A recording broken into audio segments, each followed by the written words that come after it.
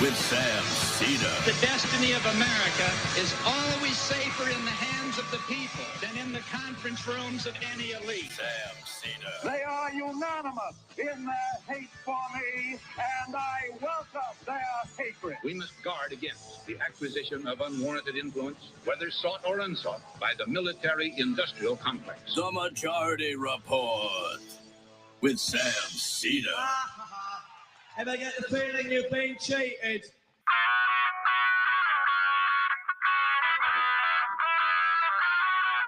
It is Tuesday, March 22nd, 2022. My name is Sam Seder. This is the five-time award-winning Majority Report. We are broadcasting live steps from the industrially ravaged Gowanus Canal in the heartland of America, downtown Brooklyn, USA. On the program today, Senate confirmation hearings for Supreme Court nominee Ketanji Brown Jackson continue. The words CRT come up, surprisingly. Russia continues to shell and bomb Ukraine cities. Meanwhile, Ukraine claims Russian tank manufacturers have had to shut down for lack of supplies. U.S. national security ghouls now trying to tee up the use of mini nukes. What could possibly go wrong? Smoke nukes. It's the Uber of nukes. It's the Happy Meal of nukes. They're cute. Biden to Europe as he warns U.S. businesses, beware of coming cyber attacks. Meanwhile, the Fed signals another rate hike. SEC close to enacting a climate disclosure rule, which is more important than you think. Connor Lamb, running in the primary for Pennsylvania's Senate, may sink the Democrats' pickup chance there. Meanwhile, Eric Greitens may show the Dems Missouri's Senate seat. Show the Dems from Missouri. The show me state. Yep. All right. Yeah, that's still current. Yeah, exactly. Lake Powell, the massive reservoir for the Colorado River, is at its lowest levels since its creation in the early 60s. Meanwhile, new report, 13,000 Afghan newborns have died in Afghanistan since the beginning of the year from hunger. Finally, the Indiana governor vetoes its legislature's anti-trans sports bill. All this and more on today's Majority Report. Welcome, ladies and gentlemen. It's Tuesday. Joining me, as always, Emma Vigland. Hello, Emma. Tuesday News Day. Yeah. Yeah. Well done. Because we're just doing news. We don't have a guest in the first hour. Yeah, no, I got it immediately. Get it? Yep. No, it's for the audience. I just want to touch on this. It's a horrible, let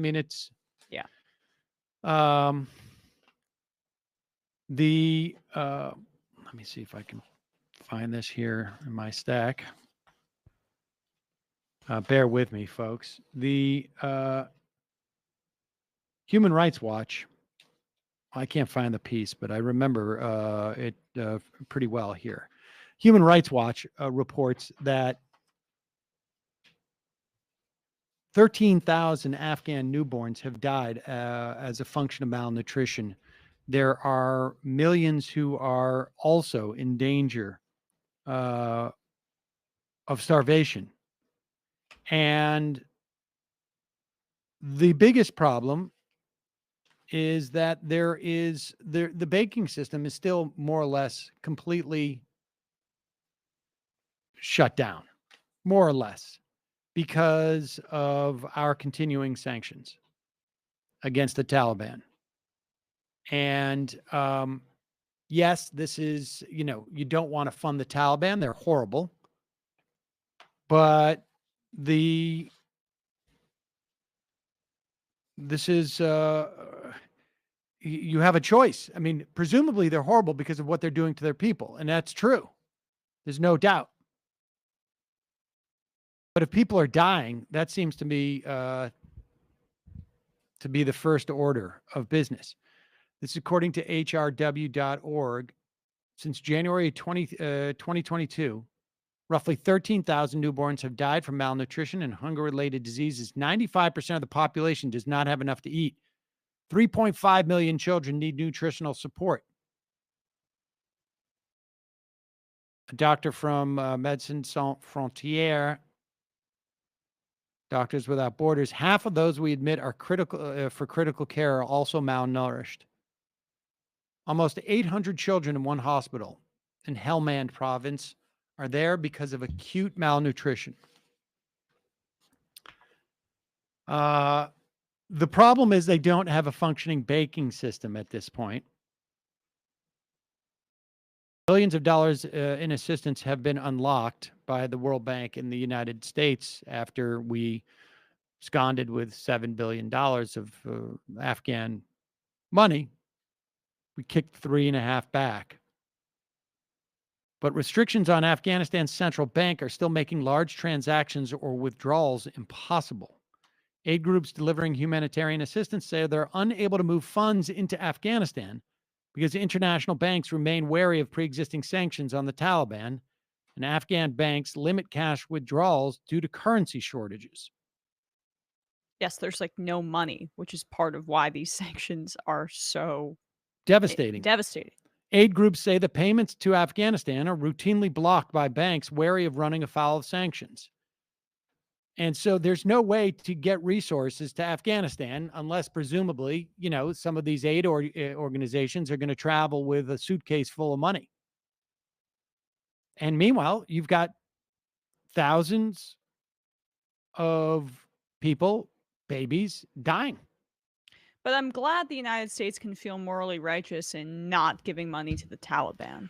Well, it's pretty, I mean, it's pretty impressive. Of war. Yeah, of course it is. I mean, this is, in many ways, more effective. Yeah. And if let's put it this way. There's no one that I have ever heard in any quarter who has articulated some type of scenario where the Taliban falls. This is not a situation where we're going to punish the Afghan people so much so that they're going to rise up against the Taliban. That's not happening. I'm not suggesting those scenarios are any more moral, but just from even a practical level, the Afghan people are not going to rise up against the Taliban at this point. The reason why the Taliban were able to move in so quickly after the U.S. just announced that they were leaving was because the Afghan people are just tired of war being waged in their country. But maybe if we starve them a little bit more, then they'll get so desperate that they'll flip on the Taliban. Like maybe that is really what is underlying this, and that is quite evil. Well, but my point is like it's also completely deluded. And it's delusional. Show me a single foreign policy expert, anyone who studies Afghanistan. Anybody who is making the claim that this is going to bring about a change in the Afghan government. It is just sheer vindictiveness. It is sheer domestic politics in this country so that Biden doesn't get accused of being soft on the Taliban. And meanwhile, presumably the reason why you would be hard on the Taliban is because of what they're doing to the Afghan people. But we are, by making it impossible for Afghanistan to function, we are doing far worse. Right. But what they would say is, well, if you give the money to the Taliban, which is now the government of Afghanistan ruling there, well, we don't know what they would do with it. They might take it for themselves. But again, what is the other alternative? What is the option? And this is also, let's be clear, This is the reality that we're dealing with. Well, You can live in a fantasy land and pretend like Taliban isn't controlling Afghanistan, but if you want to actually, I don't know, give at least not be punitive, provide reparations that's what needs to be done for the Afghan people, then you've got to deal with the facts on the ground. And it's not like the United States is above dealing with reprehensible people leading governments. We do it on a daily basis. This is just punitive, and like, as you say, it's this like mythical constituency that's going to make a determination on Biden based on sanctions that are in Afghanistan. Nobody cares. Nobody's going to make a judgment on his presidency based on that. So then it's just cruelty. And it's really just about allowing at least the banking system at least to just operate. But that's where we're at. I think like it also influences how I feel about like the support of sanctions on Russia, for instance. Like I feel like we're going to be in a similar situation here, and not to like say like there's not good reason for it and Putin's horrible, but like the effects on regular people, I'm concerned about it, and that's why I really like have a hard time saying I support this sort of stuff, because we're seeing it playing out right in front of us. I'm not justifying it, but I do think that they're different situations. I don't know that it's really any more moral, frankly, in the context of Russia. But just sheerly on a practical level, there is at least an argument that sanctions on Russians will be like, wait, what? Why are we doing this invasion in Ukraine? Like, it may raise that. It may create some domestic pressure. And we also didn't occupy. It could do the opposite as well. And I'm not endorsing this argument. Right. I'm just saying that you hear people articulate it, and it's not a wholly, although I don't know that if we've ever really seen any example of this working. Like, we've had sanctions on Iran. I haven't seen it work. And on Cuba. We've had sanctions on Cuba. And really what it does is it ends up hardening nationalistic sentiment because there's an outside enemy. But there's at least a pretense, right? When you make that argument. There's no one even making that argument with Afghanistan. There's no one even making that argument. And in the context of Russia, again, I just want to be clear. You would be causing deprivation, perhaps some death, I don't know.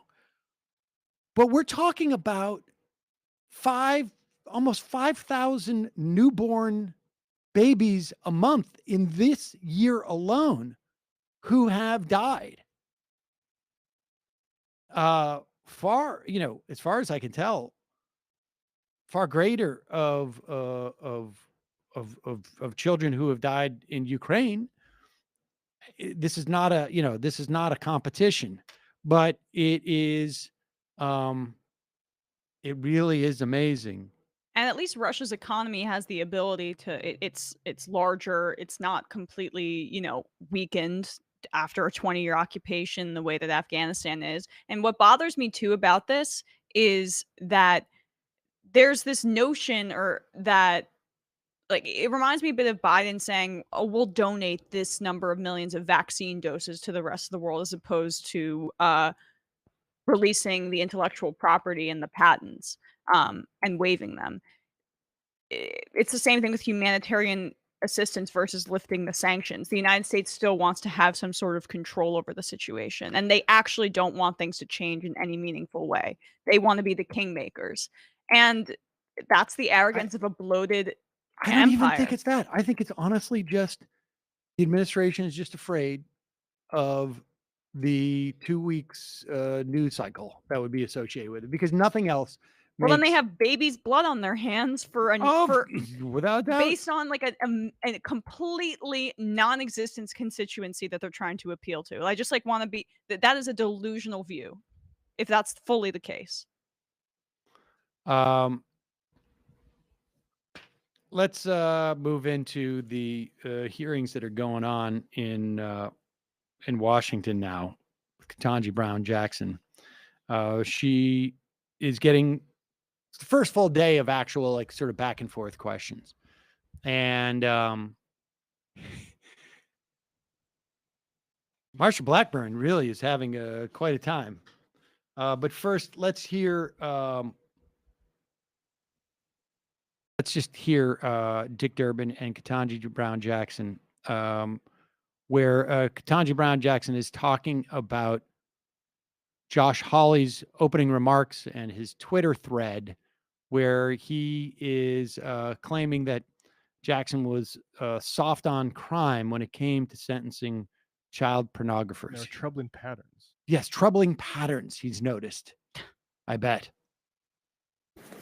I thought about his charges as I watched you and your family listening carefully yesterday, and what impact it might have had on you personally to know that your daughters, husband, parents, family, and friends were hearing the charges that your implementation of this law, sentencing, endangered children. Could you tell us what was going through your mind at that point? Thank you, Senator. As a mother and a judge who has had to deal with these cases, I was thinking that nothing could be further from the truth. These are some of the most difficult cases that a judge has to deal with, because we're talking about pictures of sex abuse of children. We're talking about graphic descriptions that judges have to read and consider when they decide how to sentence in these cases. And there's a statute that tells judges what they're supposed to do. Congress has decided what it is that a judge has to do in this and any other case when they sentence. And that statute doesn't say, look only at the guidelines and stop. The statute doesn't say impose the highest possible penalty for this sickening and egregious crime. The statute says calculate the guidelines, but also look at various aspects of this offense and impose a sentence that is, quote, sufficient but not greater than necessary to promote the purposes of punishment.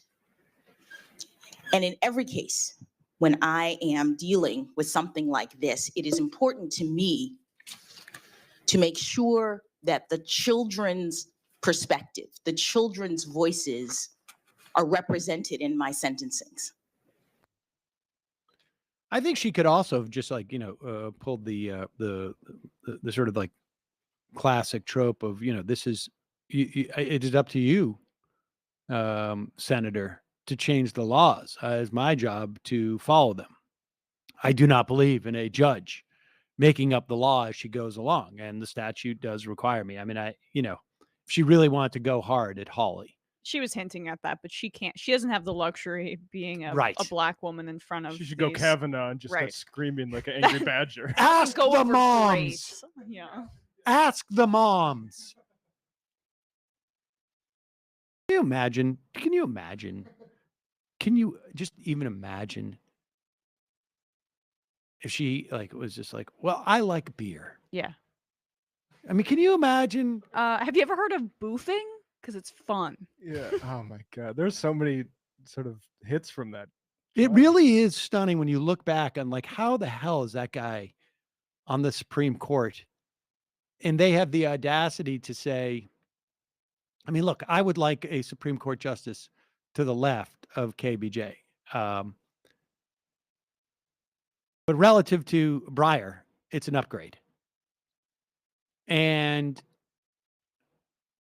there's also no doubt from the perspective of those who, are talking about the quality of jurist, she's just so far heads and tails above the intellect of a guy like Kavanaugh. It is stunning. Yeah, and less gambling debts. Well, yes, among all the other things. Ask the moms. I mean, she could not just contemplate for a moment. If you are one of those people, I would certainly hope that you would not be listening to this program if you were, frankly. But if you're one of those people who are convinced that Kavanaugh was railroaded, if you're one of those people who are convinced that Kavanaugh was railroaded, just contemplate the chance that Ketanji Brown Jackson would have if even anything remotely close to those accusations. If there was an individual, never mind what the accusation was, there was an individual who's willing to testify on any accusation which required her to say the words, "I like beer," if she would be on the Supreme Court. I mean, honestly, like, You think I'm soft on child molesters? Look at my calendar. I Look at wrote, my I calendar." hate child porn every day Yeah. in high school. Doesn't- Every day. I mean, it's just impossible to conceive It's of. just unreal. Or even just her, doing his energy for even a brief moment. It would be a giant, 5 seconds of her having anything remotely close to his disposition there, and everything would be, you'd have Tucker Carlson saying she's an affirmative action pick, she's not worthy of being there, and then everybody else would be saying, like, I just wonder if she has the judicial temperament. Yeah. It's a long way of saying that there's a lot of double standards for white men Yes. versus black women and black people in general. Yes. A very long-winded way of saying that, but that's my trademark. Here is. Do we have to go to break? Do we have to go to break? Oh, no. Well, actually, we should read this ad. Thank you for reminding me. We come back, we'll talk about Marsha Blackburn. So this is a weird story in terms of this advertiser.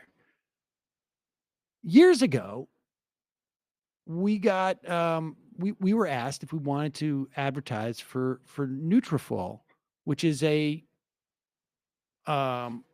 basically a supplement that you take for hair growth. Yeah.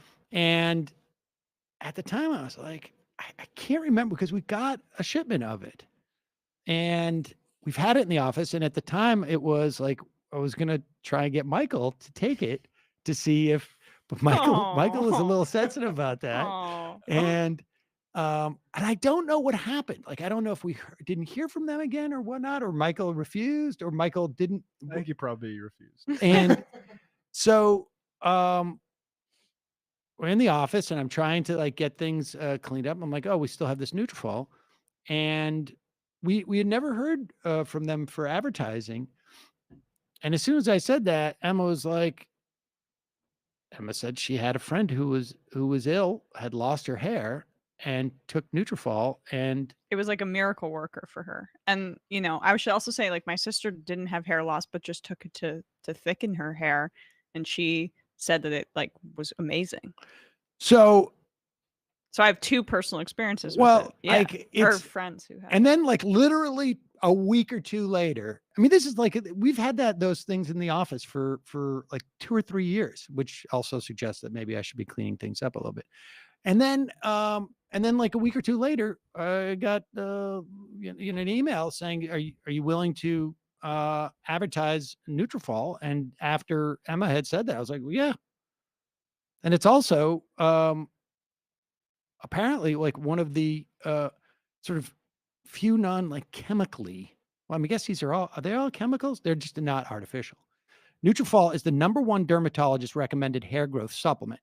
And apparently is clinically shown to improve your hair growth, thickness, and visible scalp coverage.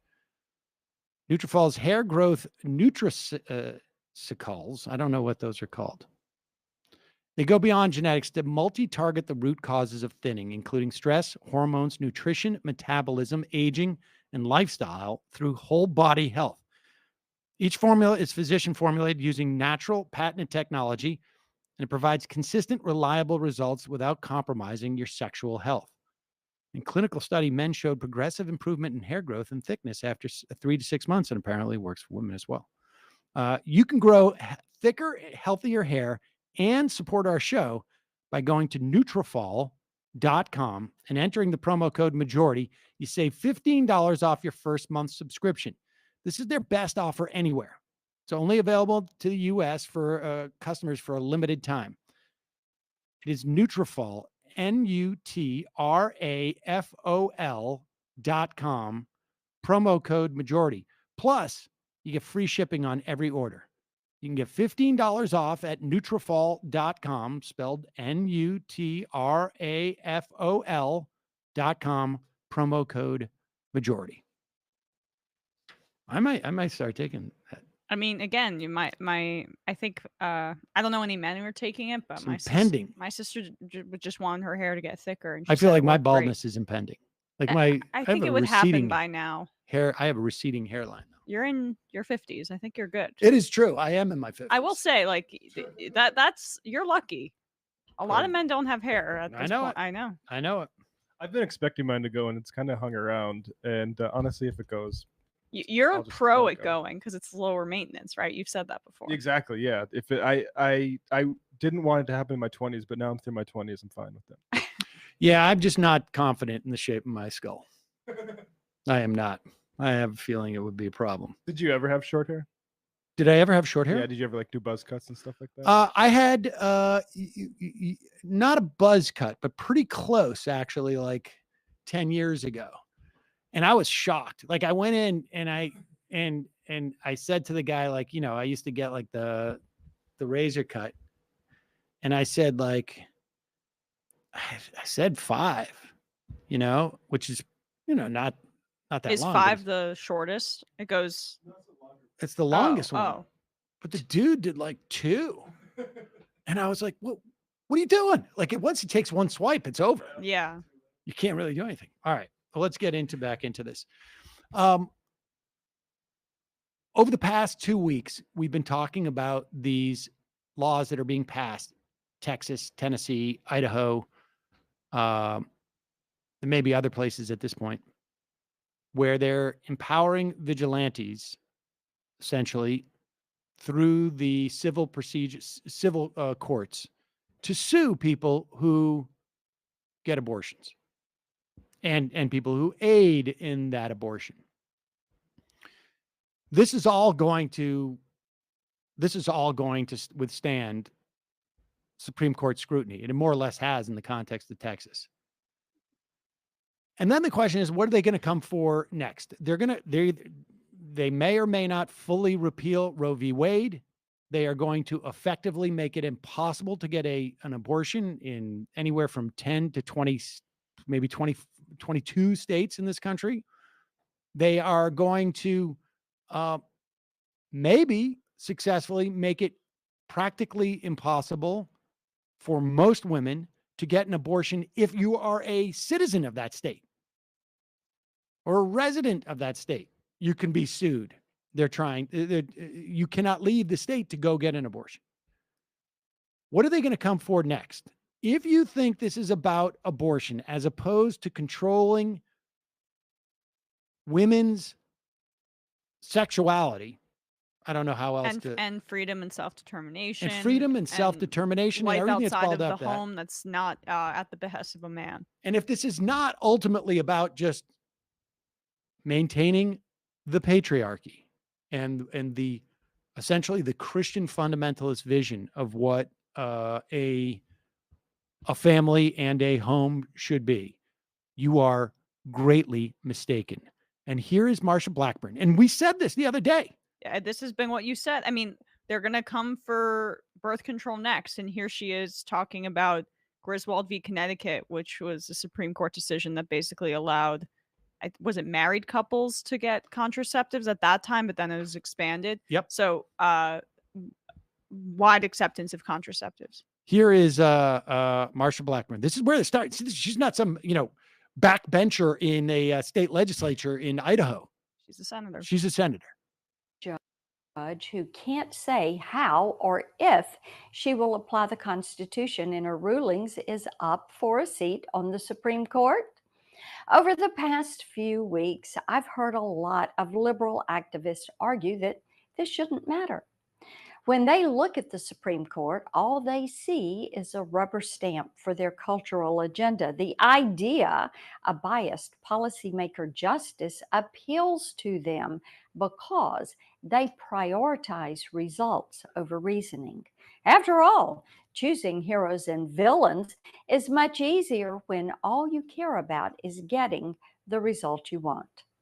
The chaos that ensues when the court abandons the Constitution and kicks at moving goalposts doesn't really matter to them, but it should.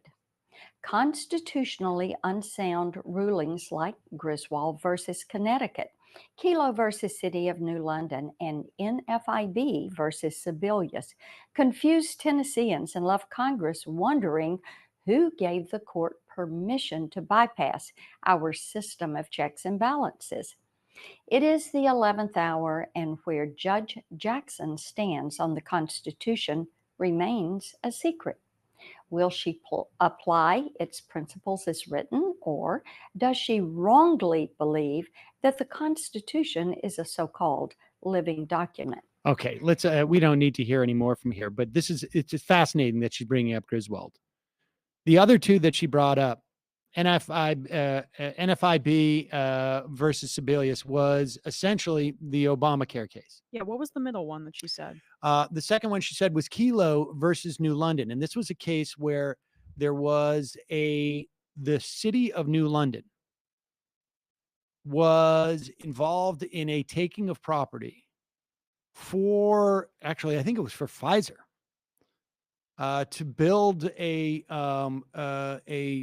some type of like a factory or something there, with the idea that they would be getting tax revenue from Pfizer, and so that this was a legitimate taking. I happen to agree that case, I don't feel comfortable so much with that case. I don't know that tax revenue in that instance, it justifies the taking of property, because it's inevitably going to be also poor people's property. I knew the lawyer. I went to college with, I think, one of the lawyers involved in that case. But the bottom line is, and then of course Griswold.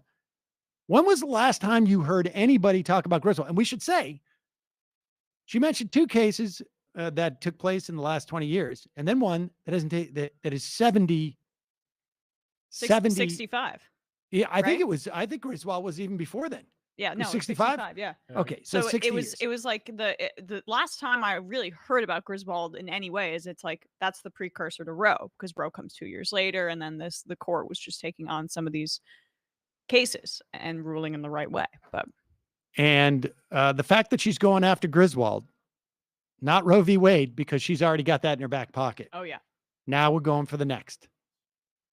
There it is. I mean, it's a frightening little section of a speech, because that's clearly thought of with her like legal team and stuff like that. Like, we're gonna mention this specific stuff. Oh yeah, and it's not her legal team, right? It's the Heritage Foundation, it's the Federalist Society. I mean, that is the blueprint of where they're going. You begin to introduce it into the lexicon, you begin to actually just sort of like mainstream the idea that standard conservative thought is that Griswold was judicial activism. The idea that you could have birth control.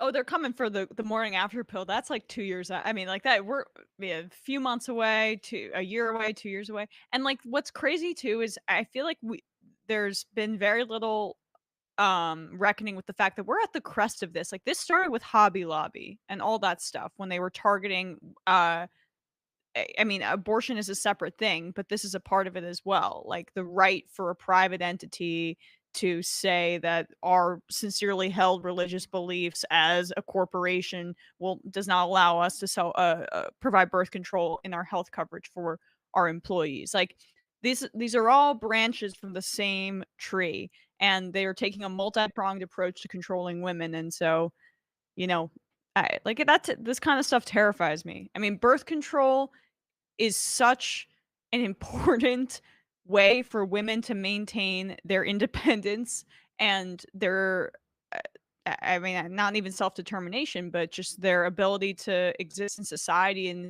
it's somewhat of an equal manner. And that going after that, that's scary. It's really scary. That's it. I mean, there's the agenda. I mean, that's and you're going to really see it. You're going to really see it as it comes. And, it is essentially open field. It's open running now. They just see the end zone.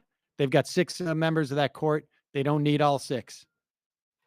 Let's hope John Roberts is going to be the one who provides like the fourth vote on a bunch of these, so that he can so that really there's a bipartisan people on the minority too. The idea is that Roberts knows, and you could look at it right now in terms of like, who was on the Warren Court. I don't know, but I know who the Chief Justice was. Name for me who was on the Rehnquist Court. That was only 10 years ago. I can name some actually, but but the point stands. The Burger Court. These eras are defined in terms of history by the Chief Justice.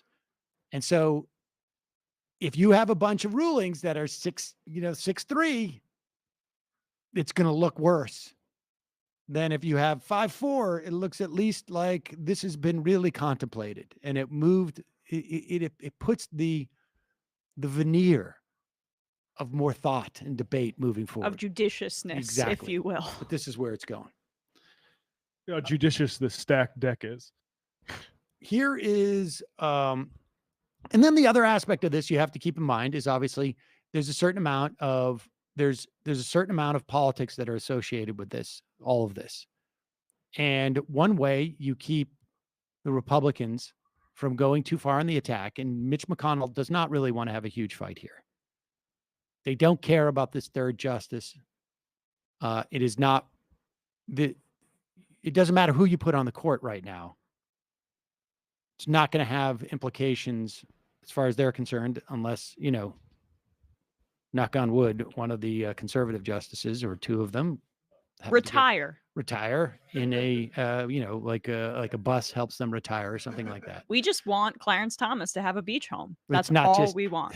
Or another beach home. Yes, I would like Clarence Thomas to have a beach home and there to be big waves and him to invite a couple of his former colleagues. And right. I mean, I'm trying to help you get around what you're trying to say. But I'm not trying to get around it. I get it. All right. I'm not trying to get around it. When you want them to go surfing. When they were asking me about Peacock, the former head of MSNBC was like, "Is there anything that It's like, just don't be too you're not too bombastic of a guy, are you?" I mean, they had not watched anything. I said, "Well, you mean like he gave me an example of." This is what it was. He gave me an example of like Ed Schultz maybe having said something to the effect of like wanting Scalia to die. And I said, "Oh, based Schultz." Yeah, no, I did that. I didn't pick him out to wanting to die. It just didn't occur to me. But when he died, I said it was a great day for the country. Danced.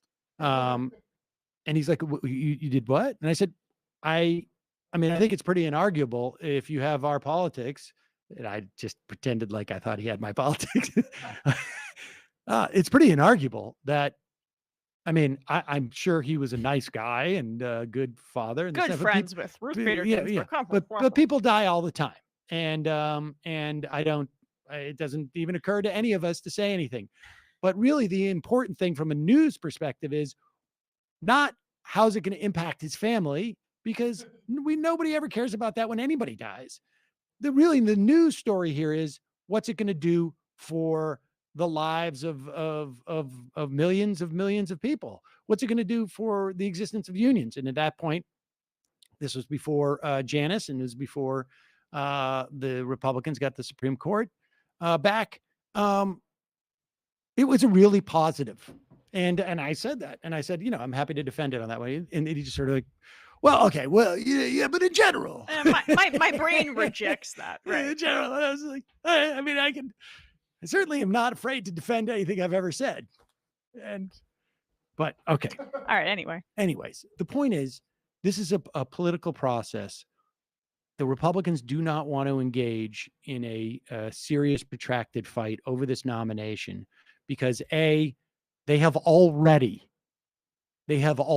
confirmed her to a lifetime position on the federal court. She has been a federal judge for 2 or I think it is years now. And B, they also, this is a historic confirmation insofar as we have denied Black women an opportunity to be on this court for our entire existence as a nation. And it's absurd. And so I think the Democrats are feeling fairly confident that she's going to pass, and they want to make sure that the Republicans understand that if they F around with this, they're going to pay a price. This is a very touching moment where they attempted to humanize. I cried a little bit. I gotta be real. I mean, I try. Sometimes I'm super cynical, but sometimes I'm a huge softie. And like I mean, this is remarkable that her parents are alive to see her get nominated to the Supreme Court. It's unbelievable. And they lived. You know, she'll talk about it. But. And moved to Washington, D.C. to experience new freedom. When I was born here in Washington, my parents were public school teachers. And to express both pride in their heritage and hope for the future, they gave me an African name, Ketanji Onyeka, which they were told means lovely one. My parents taught me that unlike the many barriers that they had to face growing up, my path was clearer. So that if I worked hard and I believed in myself in America, I could do anything or be anything I wanted to be. Like so many families in this country, they worked long hours and sacrificed to provide their children every opportunity to reach their God-given potential. My parents have been married for almost 54 years, and they're here with me today. I cannot possibly thank them enough for everything they've done for me. I love you, Mom and Dad. My father, in particular, bears responsibility for my interest in the law. When I was 4, we moved back to Miami so that he could be a full-time law student, and we lived on the campus of the University of Miami Law School. During those years, my mother pulled double duty, working as the sole breadwinner of our family while also guiding and inspiring 4-year-old me. My very earliest memories are of watching my father study. He had his stack of law books on the kitchen table while I sat across from him with my stack of coloring books. My parents also instilled in me and my younger brother, Ketaj, the importance of public service. Yeah, it's a pretty impressive story. I wonder how many of, we know the last couple of Supreme Court justices that we've seen rise to the bench. Gorsuch and Kavanaugh went to the same private school. Yeah, right. I mean, and it's just like the fact that, I don't know how old her parents are, but they're up there in age, and like to be able to see this historic moment for their daughter to be potentially, likely, hopefully, the first Black woman on the Supreme Court. I mean, I know America is not this, but that's what America says it's supposed to be. Yeah. Right. Judge Kavanaugh's like, just remembering all the guys I boofed with. See you out there. Thanks Squiggle. Squee, yeah. Donnie, my man. The Renata alumnus. It really does have, it has the same. It was really like, if you compare that to that moment where like they're just, cutting to Kavanaugh's family as he's just lying through his teeth, spitting and hissing and screaming. That meant we were friends with them, and why you would even suggest anything otherwise right. Is really like, okay, bro. Honestly. Can you imagine? I like that. That was just like, I just wonder that moment. Still, I know I've talked about it way too much, but I just wonder, like when Kavanaugh goes home, he and his wife go home, and she goes, "I was so proud of you today." When you pretended that that thing in the yearbook was not what every single other person in the room knew what it was, and you act like you were standing up for her.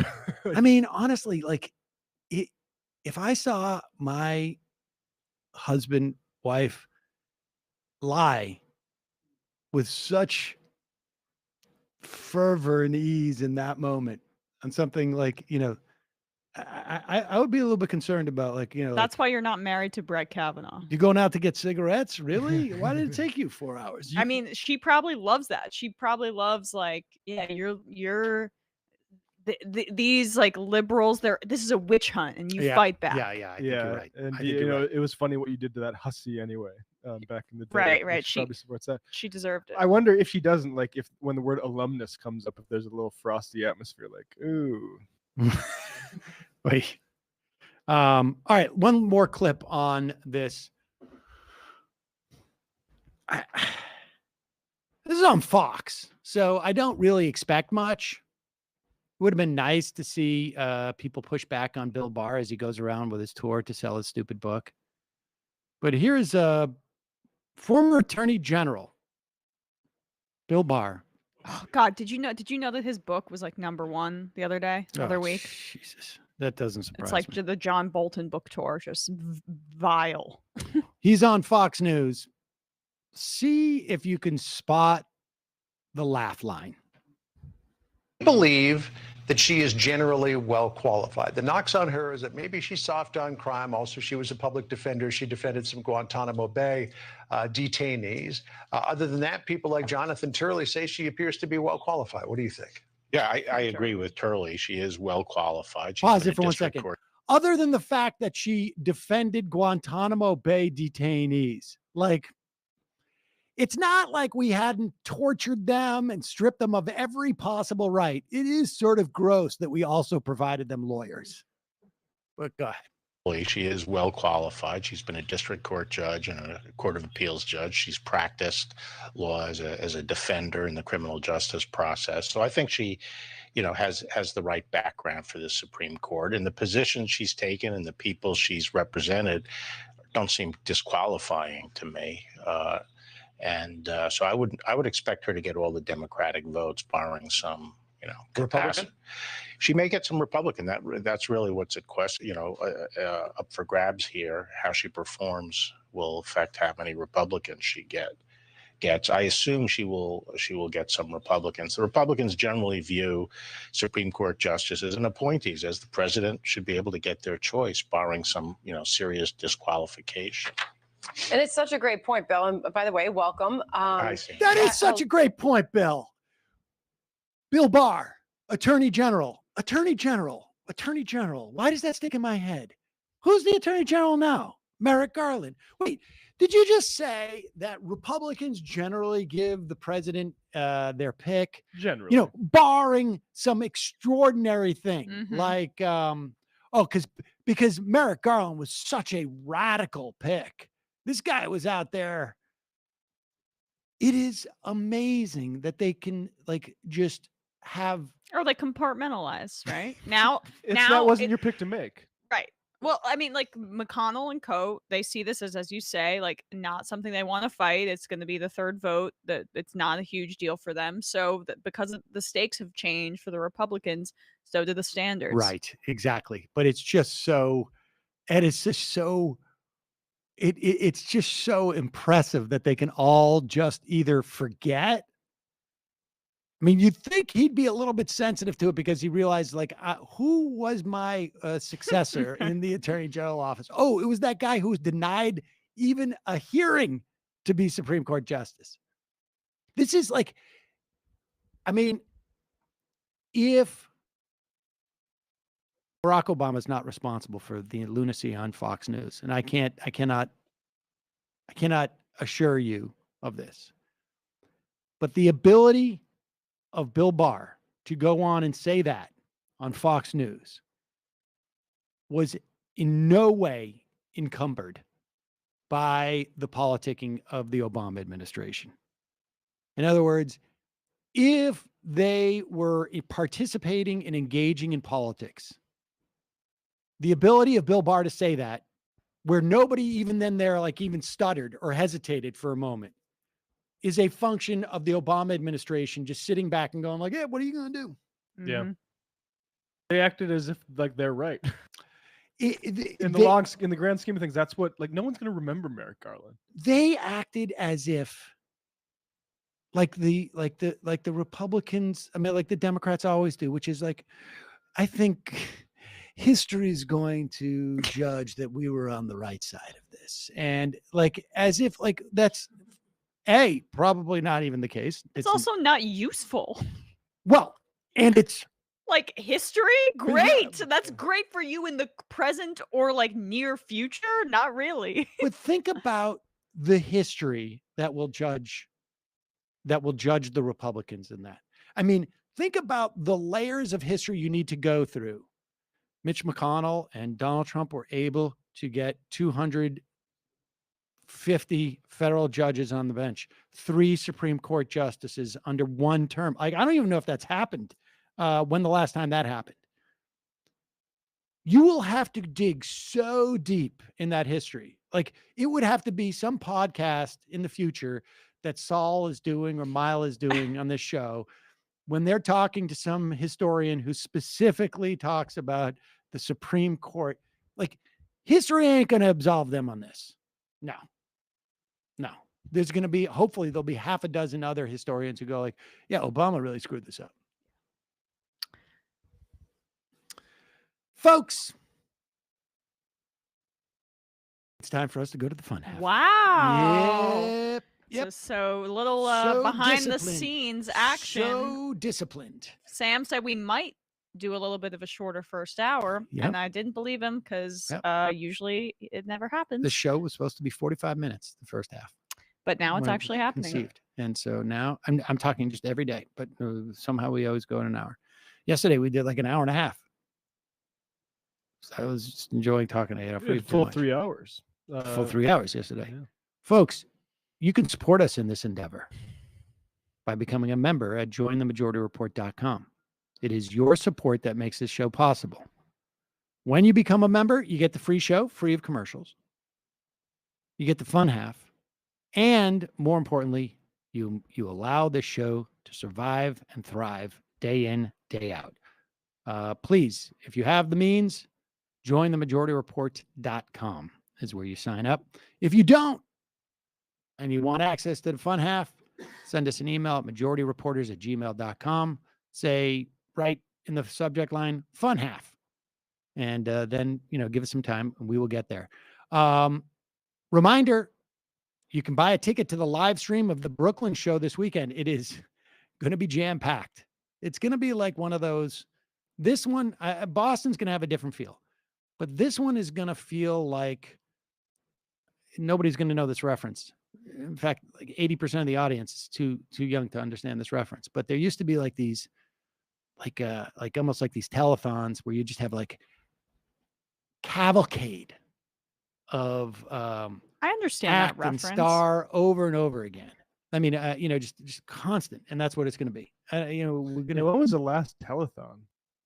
It's been a while. I feel like I feel like I remember that Hurricane Katrina when Kanye said George Oh, Bush doesn't care about black people. He ended telethons as a Yeah. genre. Exactly. That was a great moment in history. That when, was pretty when fun. when Kanye said that. God, I mean, Majority dude Live. lost his mind. MajorityLive.com. Go there, click on the Brooklyn show, click on the event. You will be able to buy a live streaming ticket, but make sure you sign up for the AM Quickie first. In fact, this is the easiest way to do it. Go to amquickie.com, sign up for the AM Quickie. Tomorrow, you will get an email. You'll get the AM Quickie blast from either Corey or Jack at the Majority Report.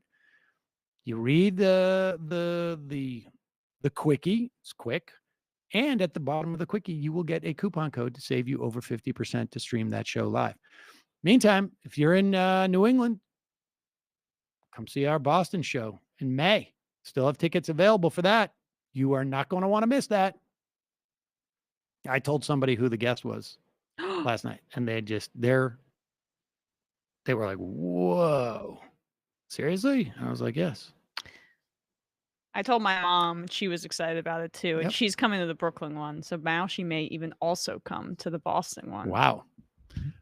Folks, don't forget justcoffee.coop, fair trade coffee, tea, or chocolate. Use the coupon code majority to get 10% off. What else we got? 646-257. Oh, wait. Left Reckoning? Wait, do we have? Oh, gosh. I saw we have Nomi, too. I just totally lost my mind. Nomi! You're back. I don't see her yet.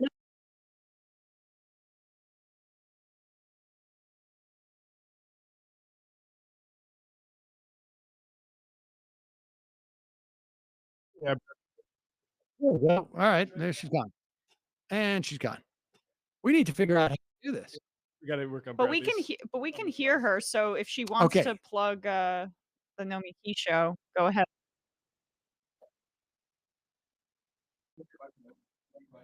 Oh wait, hold on one sec, Nomi. One sec. Sorry, your mic's not live.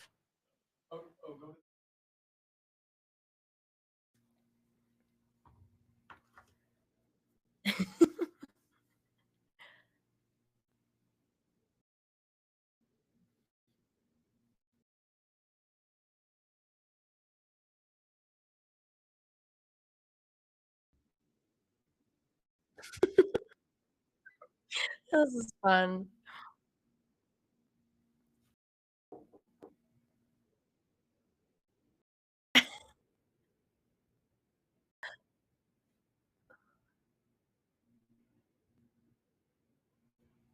Notice that. Yeah. I did notice that. Let's read some IMs here. All right. All right. Okay. So do we have sound from Nomi? We have sound. So Nomi. Okay, Nomi, why don't you let us know what's happening on the Nomi Key show?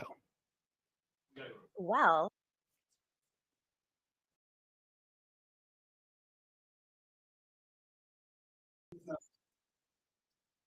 Hold on, she's not coming out? No, all right, we're gonna have to do it. in the fun Nomi's half, I'm having sorry. Ryan Cooper on to talk about I don't remember what you said, but Ryan Cooper is a great guest, and check out the Nomi Key show to hear that. Okay? And then we'll talk about it more in the fun half. But first, Matt, do you want to talk about what's happening on Left Reckoning? Yeah. Can we hear him? Yeah, you'll be able to hear me. Nick Bolin of High Country News talking about rural Americas and if the Democrats are addressing them adequately. So that will be tomorrow night, Left Reckoning. All right, we will see you in the fun half. 3 months from now, 6 months from now, 9 months from now. And I don't think it's going to be the same as it looks like in 6 months from now. And I don't know if it's necessarily going to be better 6 months from now than it is 3 months from now. But I think around 18 months out, we're going to look back and go like, wow. What? What is that going on? It's nuts. Wait a second. Hold on for a second. Emma, welcome to the program. Hey. Matt. What is up, everyone? Nomi Key. you did it. Let's go, Brandon. Let's go, Brandon. Bradley, you want to say hello? Sorry to disappoint everyone. I'm just a random guy. It's all the boys today. Fundamentally false. No, I'm sorry. Women's Stop talking for a second. Now let me finish. Where is this coming from, dude? But dude, you want to smoke this 7A? Yes. Hi, me? Is it? Yes. Is this me? Is it me? It is you. Is this me? Hello, is this me? I think it is you. Who is you? No sound. Every single freaking day. What's on your mind? Sports. We can discuss free markets and we can discuss capitalism. I'm gonna go throw up. Libertarians. They're so stupid, though. Common sense says, of course. gobbledygook. We fucking nailed him. So what's 79 plus 21? Challenge Matt. I'm positively quivering. I believe 96, I want to say. 857-210-501. 1/2. 3/8. 9/11, for instance. $3,400, $1,900. 5, 4, $3 trillion sold. It's a zero-sum game. Actually, you're making me think less of it. But let me say this. Poop. You can call it satire. Sam goes to satire. On top of it all, Yeah. my favorite part about you is just like every day, all day, like Yeah. everything you do. Without a doubt. Hey, buddy, we see you. All right, folks. It's just the week being weeded out, obviously. Yeah, sun's out, guns out. I don't know. But you should know. People just don't like to entertain ideas anymore. I have a question. Who cares? Our chat is enabled, folks. love it. I do love that. Look, gotta jump. Gotta be quick. I gotta jump. I'm losing it, bro. 2 o'clock. We're already late, and the guy's being a dick. So screw him. Sent to a gulag? Outrageous. Like, what is wrong with you? Love you. Bye. Love you. Bye-bye.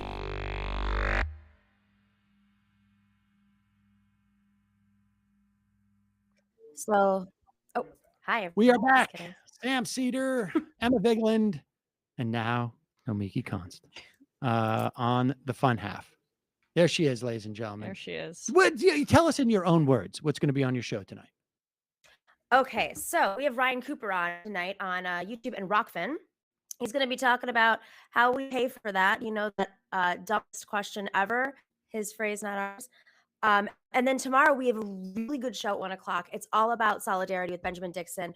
We're going to be talking about how the privatization of everything transformed America. And then later we have Alan Minsky and Harvey K on. We might have another special guest jump in midway talking about the war against basically everybody who's a Democrat and their funding and tying them up in Georgia right now. There's laws being presented that are just egregious, possibly unconstitutional. You definitely want to hear this because it's like a model we're going to use all over the country. That's tomorrow on the show on YouTube and all the other places, patreon.com/Nomiki. But can I give one? I have to give a shout out to someone who watches. Can I say this? This is important, I think, because it's pretty amazing. Of course. Yeah. So I'm here in I'm here in Puerto Rico, working on this documentary for 4 years, basically talking about how Puerto Rico's some of the worst things around the world, policies around the world in democracies, pseudo democracies. And I went to this event last night, and this guy comes up to me, and his name is Carlos Droz Alvarado, and he goes, "I've been watching you TYT, watch you on Majority Report. I'm the biggest fan of Majority Report." Goes into depth. This doesn't happen often in Puerto Rico. I'm sorry. I know. And he is a huge fan, so I give him a major shout out. I don't think he missed an episode of anything. So Carlos is the coolest. Give him a little shofar. Wait. So say the part about in Georgia again. What's going down there? So I don't have this confirmed yet. So I want to plug, because this is how it works. But there are these laws in the Senate, in the legislature right now. They're aggressively trying to go after Democrats, challengers in particular, who are because of redistricting, they were able, and the change of the primary schedule. I think this is what I understand. They're going after lawmakers' funding aspect, like their inability to fundraise in the middle of a campaign. And who is? I'm learning about it as we go. So who is they? The Republicans. Georgia Republicans. Oh, the Republicans. Yeah. Okay. There was an interesting piece about Stephanie Murphy. Did you see that one? Mm-hmm. You may not have seen that. This was yes, I know you're a little bit out of it, but it was we talked about this a little bit. There was a Politico piece the other day on Connor Lamb. Oh no, maybe you weren't here. So Stephanie Murphy went to Politico and started like whining about like why she's retiring in Florida. Oh. And she's like, she's a congresswoman down there. I think she ran for governor at one point or Senate, and she lost. I think the Prospect wrote about this. It and might have actually been Ryan Cooper. Yes, I think it is. That's why when you said Ryan, and but first she went to Politico and got this like amazing like puff piece about like how the Democratic it's Ryan Cooper. You should ask him about this too. She went and she's like the lefties have made it no room in this party for me. You know, like the how like brutal they are about disciplining us and blah blah blah. And it's like, oh my God. You know, of course this is what Politico's job is. But Ryan Cooper points out she was the one who wanted to decouple the Build Back Better bill from the infrastructure bill. And she got every single thing she wanted from this, everything. And this was not about, the progressive agenda. This was a compromise between the progressive part of the wing and the moderate part of the wing, represented by Joe Biden. Of course, he's the president. He's going to have a little bit more, power in this. And they settled on a 3.3 and then a 1.8. And it was the moderates, supposed moderates like Murphy, who destroyed the president's agenda. She was very much on the push to vote and decouple the Build Back Better from the infrastructure bill. And that is, at the very least, I don't know if you can say it's specifically that, but that was that provision to vote for them both at the same time was designed to keep Joe Manchin from doing what he did. And Cooper wrote a really good piece about it. You should talk to him about that as well. I'm not programming your show, but. Well, I think it's just a form of gaslighting, essentially. It's the same excuse for everything.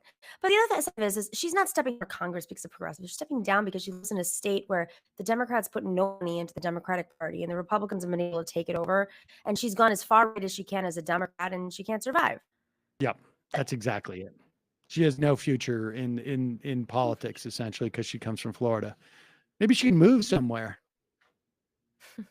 Move to Missouri. Yeah, exactly. Romney pulled it off a couple of times. What should we is there a clip here you want to do? I want to do 8 pretty badly, but it's long. Let's do it. All right. I don't know if you're aware of what's going on up here, Nomi, but the assault on women's sports, specifically swimming. Nomi, name for me 2 champion sports, swimmers. Michael Phelps and Greg Louganis. Wow. Oh, that's pretty good, actually. Okay. I can't Female women. Sorry. Okay, now name female American women's swimmers. 2. This is the problem with the world that we live in. Yeah. Yeah, exactly. Well, I can't. okay, that's a separate point. But the point is that no one cares about swimming except now the entire Republican Party. Right. And Louganis, that guy, he swam 20 years ago? Yeah, that more, I think. We only know him because of the accident. Oh, yeah. He's the guy that hit his head on the board, right? Oh, right. That was like in the 80s or something. Yeah, okay. So, Yeah. you named was 2 back over people the course watched of 50 Olympics. years. Well, also Mark Spitz, if we're going to go back to the 70s. Ryan Lochte. Don't know who that is. Oh, Phelps, the guy who smoked weed. She said Phelps. She said Right. Yep.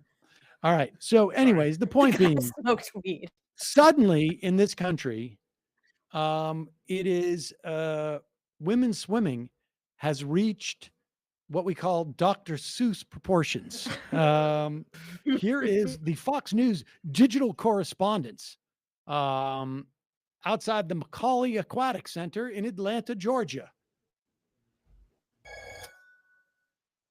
I don't care what surgeries they have. I don't care what they inject into their bloodstream. They don't belong in women's sports.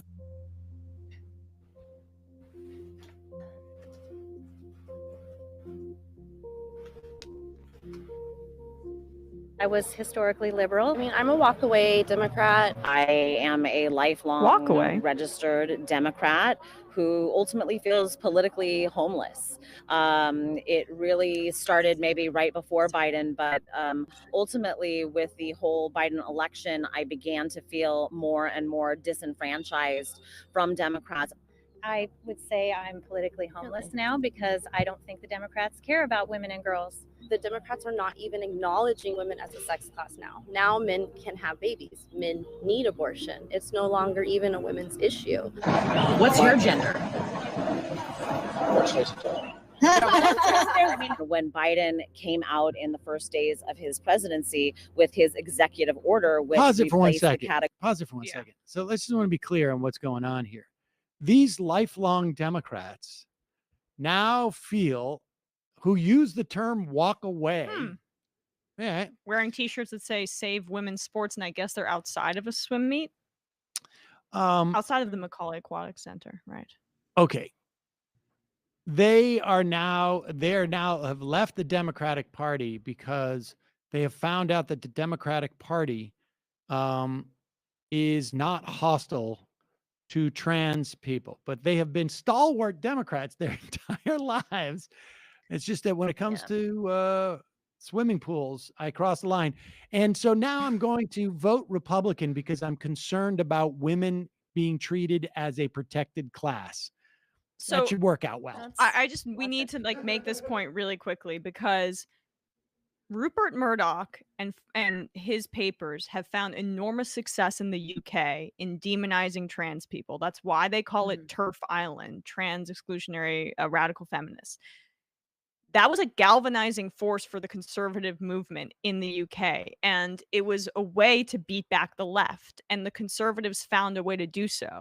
So now this is a trial balloon here in the United States, and we're going to see more and more of these kinds of segments on Fox News where they're co-opting feminism and pretending like there's a grassroots feminist movement of women who say that trans people are encroaching on my the special qualities of being a woman or being female, and they're going to pretend like this is way larger than it is. I mean, just like look at J.K. Rowling's writings, and then you'll get a sense of how this is going to be copy and pasted into the United States very shortly, deliberately by people like Rupert Murdoch and his outlets. On that note, there was an article from 13th of March where J.K. Rowling saying, this is regarding a equalities law in that Keir Starmer apparently mischaracterized. J.K. Rowling said, this is yet another indication that the Labour Party can no longer be counted on to defend women's rights. You're silencing women. That's what you're going to hear. Walk away from labor. Yeah. Yep. I don't think our politicians have the slightest idea how much anger is building among women from all walks of life. I could say it's in the Dave Rubin voice at the attempts to threaten and intimidate them out of speaking publicly about their own rights and their own bodies and their own lives. But here's the thing. What's even amazing, if the premise is true. Go ahead. I was going to say, even if that premise is true, which let's just give her for a second, let's play this out. Why would you literally put everything else on the line to empower the right wing on this issue? Even if there's if you're confused, I understand. I've talked to older women. They're very confused by all this. But even if that's the case, are you going to surrender every single thing you fought for, achieved, and what's on the line in this incredibly sensitive moment to make this the decisive issue and ask for women to leave the left, to go over to the right, to ask them to go to the right, not go left? You're going to put every other issue on the because line. they're lying. That's the bottom line. Yeah, they're lying. They're absolutely lying. All right, let's continue with this clip. Category of sex at the federal level with the category of gender identity.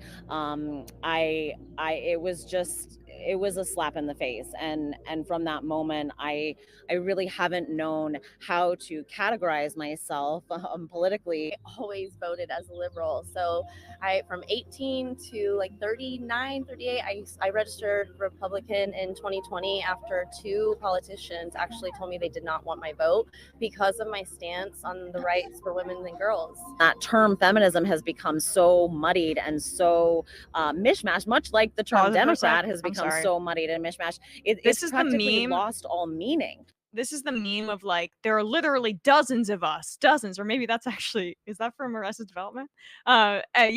Except there's 3 women who are protesting outside. I just wanted to make that clear. We can keep going, but this is not a large. All of the other people are off camera. Yeah, this is the Nathan Fielder thing. But what's also interesting is they're not going to say their names or because I just get that sinking feeling that maybe that they're, I also, not only am I walking away from the Dems, I'm also just managed to get elected the county Republican chair or something to that effect. But let's continue. This is pretty good. Everybody using walk away. I don't know where they got that from. Sure, it's like a boilerplate. We wanted to put men in prisons and men on sports teams in my daughter's school. And so, that's why I decided I cannot be a part of this party anymore that doesn't even recognize my sex class.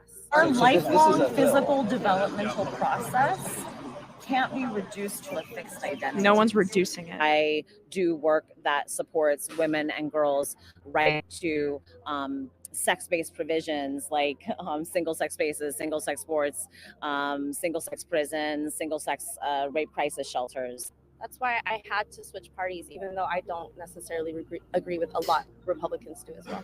I have a radical feminist analysis in my background, but I don't like to identify myself as anying.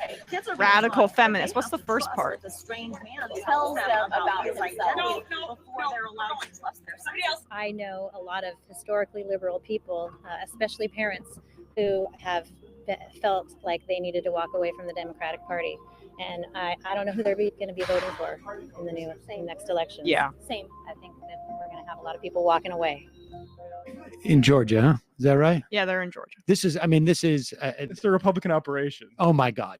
But I don't want to it's funny, but this is going to grow in terms of what they're doing in their media operation. And I just want people to be prepared for it, because it's easy right now to demonize trans people. So they're going to continue to do so. And they're also going to use when they're using all these biology arguments. When has biology ever been used to discriminate against people? Oh, wait, every moment in history until the end of time. Black people, their biology is lesser than us. Gay people, there's something wrong with them biologically. Other races, there's something intrinsically wrong with them. And they're continuing to do this, but they're going to pretend like it's some scientific argument here. When it's such a silly thing, right? Because LeBron James is built physically differently than you, Sam. Sorry to tell you. The peak athletes are built physically differently, and they're at peak performance based on just the way they were born and hard work and training. It's true. We are. Right. Yeah, I know that you had some softball success, right? They're naturally greasy. But the point is, you're greased up calves. I get it. Okay. But the point is just they are the differences in the structure of somebody's body is inherent to performance in a sport. It has nothing to do with what genitalia one has in the end. And I mean, it does, but the point is that these are such specific slivers of examples, and a trans woman can be a peak performer just in the same way that LeBron James can be a peak performer in his sport based on the way that they're built. And there's nothing wrong with that, because even if in the short term there's a small competitive advantage to the very few trans women who are participating in their sports, the weight of including trans people in the sport that they choose to engage in and in society in general without discrimination is infinitely tons more important than these very specific small examples. So, they're trying to distract, and it's not even and they can't even make it it's a contact sport. A woman might get hurt if a trans woman tackles them, because these are individual personal performances. The stakes of this are zero, but they're making it really, really high. This has a real ethics in gaming journalism quality to it. I mean, all aspects of it. It's just, we're going to, well, it's useful on the propaganda front, because then basically Rogan can have something that aligns tangentially with any GOP sort of initiative and say well, what about the records though? And this is also exactly. And then this is also, how much do you think that clip of those three women on Fox online will travel in terms of proving that? Oh, I read the comments. Why are you denying biology? You're denying biology because there have been intersex people and non-binary people throughout history. Look at historical records of different ancient cultures where sometimes they were perceived as being closer to God when there was a third gender that was portrayed. You're denying history and you're denying biology. And it's a classic to hurt people. Rant over. classic wedge issue that they're using at a moment to divide whatever they can in a lead up to a gerrymandered, essentially rigged through the law election for Republicans. Every single vote in every single district is going to matter for them to maintain whatever little control they have. And by the way, it's going to distract away from the real issues that we're dealing with right now, the real implications. And I played this game of putting Fox News on last week when I had a chance just to see. Curious how they're covering. Curious. The only times that I saw them really cover Ukraine, like in longer than a half-minute segment, was to blame climate activists for the oil prices. And saying it's not Putin. I mean, they're doing everything they can right now, and they're very sophisticated at it to divide us and change the conversation, or keep just enough votes out of. I don't know. All right, we're going to take just let you drop off for a second and look in the chat there, Nomi, so we can. Our connection's not good with you, so we're going to see if we can put you on a slightly lower bandwidth and get in a better connection. Going to the IMs. Talia from Tampa. Hey, crew, just wanted to give some updates from the Tampa Bay housing crisis and recommend an interviewee. Tampa Bay, the average monthly rent increase compared to last year, $315, meaning the average renter now spending $1,200 a month on rent is spending just shy of $1,500 a month. Mentioned yesterday, one of our city council members is a realtor, but I want to recommend you invite different city council member on the show. Richie Floyd just elected a DSA member and has been fantastically outspoken on these issues. Similar to myself, he's also an engineer. Anyway, I've rambled enough for today. I'll continue tomorrow. It's Richie Floyd, city council in Tampa. Daredevil. Want to correct something from yesterday's broadcast. Sam is not merely a pie male, but is actually a cutie pie male. Oh, that's very sweet. Looking forward to Casual Thursday. It's absolutely not. Looking forward to Casual Thigh Day. Boogers are not real. Really curious what the door clip was from Friday that got ditched. Since there's no guest today, any chance you guys will play it? Love watching guys mock Dum Dum Door. What was the door? It was, well, actually, something Hillary didn't do was force everyone into concentration camps because of COVID. Oh, wait, was she saying that that he was trying to take offense to McFaul making a comparison to Hitler and Putin, and just ended up by making a comparison between Hitler and the Democratic Party. God, what an idiot! What an idiot! Nomi, do we have Nomi back? All right, let's try and bring her back in. How are you now? Is it working now? Oh yeah, that's Sounds better. It's better. Yeah, that's better. The All right, Wi-Fi good. gods. Well, no, we have a that special link. Did you hit that link? I did. I hit the link. Yeah. Click the button. Yeah, I don't know I if it's saved gonna be day. permanent. Well, we'll see if it holds out. It's doing okay. You're on hotel Wi-Fi, right? I mean, that's as dodgy as it gets. I know from experience. Okay, Shalette. Folks, the concern over trans issue is real. My partner of 10 years, Bernie, urban liberal, has begun to spout right-wing talking points about the trans issues, mainly citing changes of language and appropriated feminism. It has become a trigger point between us, and it is real. I think Emma's point was like, this is it.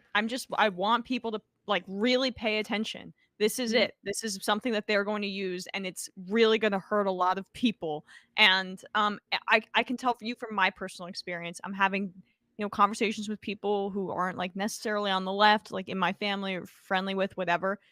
Anytime but what about swim meets?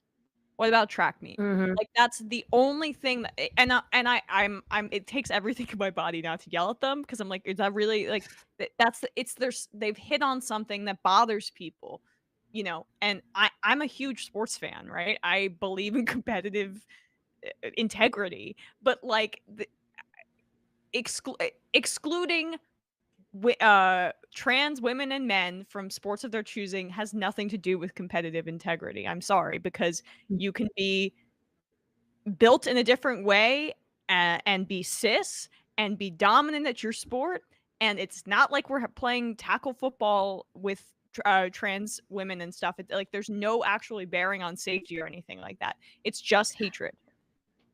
Of course. And like what's so crazy is they're willing to go to bat in so many segments on this, but not basic rights for women in any other form. Yeah.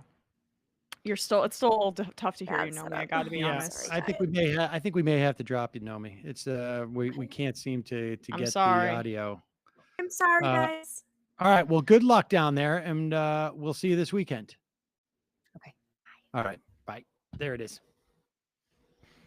I don't like that framing, anyways, that we got going. We got to figure out a different way. Yeah, well, Dorsey wants us to maximize the space so we don't have any dark areas on screen, but it's hard with 3 people. Yeah, I think we're going to have to have dark areas on the screen. We're going to have to Brady Bunch this a little more than we are now. I don't like this. We're right on top of each other. When it's the two of us, it looks fine.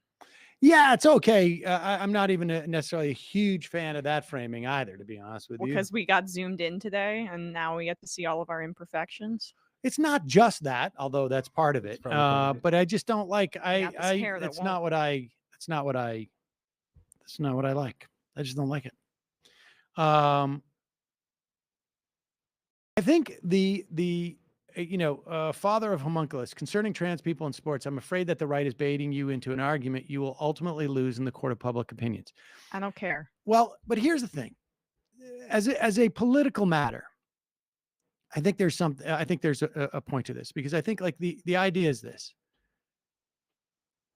At the end of the day, with all due respect to people who engage in competitive swimming or engage in any of these sports, these individual sports, right? I guess is really the issue. Ludicrous to make it a priority. It is not a priority. It is not a priority, broadly speaking, in society. I understand it may be a priority in your life, just like, I don't know, certain things in my life are a priority that aren't necessarily society's priority. And certainly in the context of our politics, that fake woman on that video said, I don't agree with the Republicans. There's some things I disagree with them on, but I think the idea is that the way to deal with this is really like ultimately like, who cares? Like the Democratic Party is not passing, federal legislation on specific sports. It is just sort of like, this is the situation that it is. It is not going to. You could have every single swim meet from now until eternity won by a trans woman, and it will not impact the material lives of anybody except for, let's say there's 100 races. Well, 100 people are going to be impacted because they won't have won. They'll come in second. Yeah. And I think the idea is that in the context of this show, it's a little bit different because, what we do is, provide people with responses. But I think like ultimately as an issue, it's got to be like, this is not important, and the Democratic Party should not be dragged into I think like to raising this as a priority. And I will say this: if it were the opposite situation where trans women or trans men could not compete in these sports, that would be, I think, a different issue. But because it's unequal. Because it's discriminatory. It would be discriminatory. But people complaining about it is, I guess, my point. The complaints about it, I think, the way you deal with these complaints are saying, we have more pressing issues. Take a number. No, I have an alternative for them. If you really feel like trans women in women's sports is creating such a tidal wave of unfair competitive advantages, provide gender-affirming care and allow that to happen at whatever age the child and the parents deem fit, because then the child will, assimilate into the female body in the more seamless way, and then this problem will be gone within 10 years, and you don't have to worry about it whatsoever. In the meantime, you can clutch your pearls about women's swim meets, but then make sure that you're allowing for gender-affirming care not to be blocked in states like Texas and all over this country, because that would allow trans girls to seamlessly transition. So I mean, like, this is not only a stupid problem that I want to aggressively combat, it's also a short-term problem if you actually believe in allowing for the healthcare for trans kids to be more widely accessible. Jonathan Armstead writes in, I recoil whenever I hear folks talk about biological advantages in sports. In high school track, a white kid told me at a meet that I only won because as a black person, I had a third tendon in my leg. His teammate chimed in and said, it isn't an extra one, it's just longer. I made a joke about their fascination with body part size, which got no laughs. Also, you should look into getting Lori Penny on the show. They have a new book out called Sexual Revolution, Modern Fascism and the Feminist Fight Back, which could hit on these conversations. Oh, we should do that. Yeah, it's just biological determinism. And when you're getting into the biology about somebody and why they should be excluded from something, you're in our current societal structure. Yes, it makes sense to maybe say women's sports versus men's sports. Understand that for right now. But the rest of it, like that it's exactly what that IMer is saying. You are in really, really, really dangerous territory. Yeah, well, they want to deny that trans people exist at all because then they can go to just excluding them without making any sort of even touching on this issue of how do we include folks who are born like this way in sports, and that's like, well, that's not in the Bible, so sorry. Ryan in Los Angeles, as someone who comes from an aquatic sports family and spent more mornings swimming goddamn laps in an unheated pools, I can state that no one in competitive swimming cares about this Fox ginned up turf swimming BS. Oh, also, I would say this, that dude that Nomi mentioned, the swimmer, not Phelps, but the other one, who was it? Yeah, Luganis, not a swimmer, diver. All right. According to yep, there you go. I mean, but like you could just name Ryan Lochte and Michael Phelps. Those are I don't know two. who Ryan Lochte is. Well, then you didn't watch I don't Ryan know. Lochte. He was like the next guy after Michael Phelps during that era. He got arrested in Brazil. Oh yeah, with the dope or something like that. He's a real idiot, like a real idiot. Teacher Dan, Sam, you're invited to come up to Real New York this summer. Great view, country roads, lots of stories of my childhood, cops. Times I got away, a couple times I didn't. Maybe a beer with my dad and some salty veterans. I'd put you up too, feed you well, and offer some better conversation with mostly politically aligned guy your age than I am jabs can provide. My family is not normal, but mostly harmless. Only a couple of banjos, mostly guitars, harmonicas, and drums. Thank you. I appreciate the invite. Happy evening. Don't care automaker, but I hope if my daughter is ever run over by an older lady getting a massage by her SUV on the scene. That is an homage to my tweet. Oh, yes. Ms. Unseen. Honestly, I still don't understand the legal theory behind the abortion lawsuit scenario. Apart from KBJ's appointment being some measure of a good thing, I can't shake that McConnell's best strategy would be to ensure appointment so as to narratively reconstruct the court's legitimacy. Yes, without a doubt. Star Fox. Sam, did you ever go to Spags in Shrewsbury back in the day? Are you kidding me? I went to Spags all the time. I remember my dad taking me to Spags. It was like the first big box store, but it was only one of them. And this guy, Spags Borgatti, for some reason, this Italian guy from Worcester who wore a cowboy hat. Well, he's from Shrewsbury. And you go in there and you bring a box and you just load up. And it was awesome. I mean, like, stuff was everywhere. It was nuts. I remember that as a kid. That was one of the fun things to do, go to Spags with my dad. It's fun. Yeah, great story.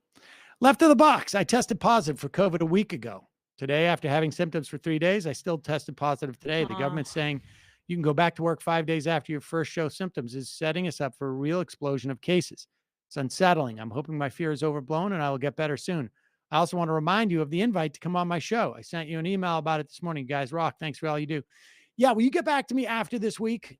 Between the live show and Miles taking the SATs tomorrow. And good luck. Yeah, I mean, I got a lot of stuff going on. My head's spinning. New Wrangler. I just want a chance to clear my name, no matter how it's pronounced. The terrible I am for me yesterday was a follow-up to the first I am that wasn't read. In the first, I was asking Sam what the secret was to looking better with age. The second one that was read was reacting to Emma writing Sam eats poop in cursive, implying jokingly that the secret to looking better with age was what Emma had written. I apologize for any uncomfortable feelings from that mishap. No problem. Yes, did not have it. Sleepy puppy. So preventing terrorist funding by forcing millions in cash across the border and through all the Taliban and rogue checkpoints. How wise. Yeah, indeed, of course. Not my Pope. Current royalty rate for oil and gas leases on federal lands is 12.5%. Same rate it was when royalties were established over 100 years ago with the Mineral Leasing Act of 1920. The Interior Department recently accidentally indicated they were going to hike royalty rates to 18.75. In Texas, the state royalty rate is 25%. According to an analysis in 2019, Exxon paid $307 million in federal royalties while banking $256 billion in revenue. Had the federal rate been 25% like in Texas, their revenue would have been reduced by just 0.1%. This is just for federal oil and gas leases. Mineral leases, such as for lithium, have no federal royalties, going back to a law passed in 1872, while the mining activities leave these areas ecologically barren. Yes, total giveaway. JK, Hawley looks like a last call grinder nightmare. Someone needs to do an annual 10 ways Kavanaugh perjured himself reminder show. Judy Ruliani, what is boofing? Dorsey is right. You can get used to it, Sam, like the astronauts. Do you know what boofing is? I don't. Ingesting alcohol or other drugs rectally. What? Yeah. Yeah. You Wow. soak. I've never done this, but I had friends in college that tried it. Sorry to be gross. Soak a tampon in a hard alcohol, put it up your butt. And what do? You get drunk? People Yeah, got drunk. It goes very right fast. into your bloodstream. Oh, really? Yeah, it's very dangerous. And I don't see, that's the thing is, like, we just got really drunk in North Dakota. We didn't do this like weird private school like hey Yeah, shit. no, that's all. That feels like all private school It's stuff. weird. It's Like they were people in the fraternity. That's who I knew who did it. Oh, Yeah. or fraternity. Like it's like the cookie stuff. No, we didn't do that. I don't What's know the if I cookie know stuff? if we want to ask. You know, the circle jerk cookie thing. You never heard of that? Well, I can guess. It's like based a on private the school. Wait, what's a cookie? What's the cookie? actual cookie. He's a cookie. I don't want to think about That's that. what you put on top of it. Usually it's like an Oreo.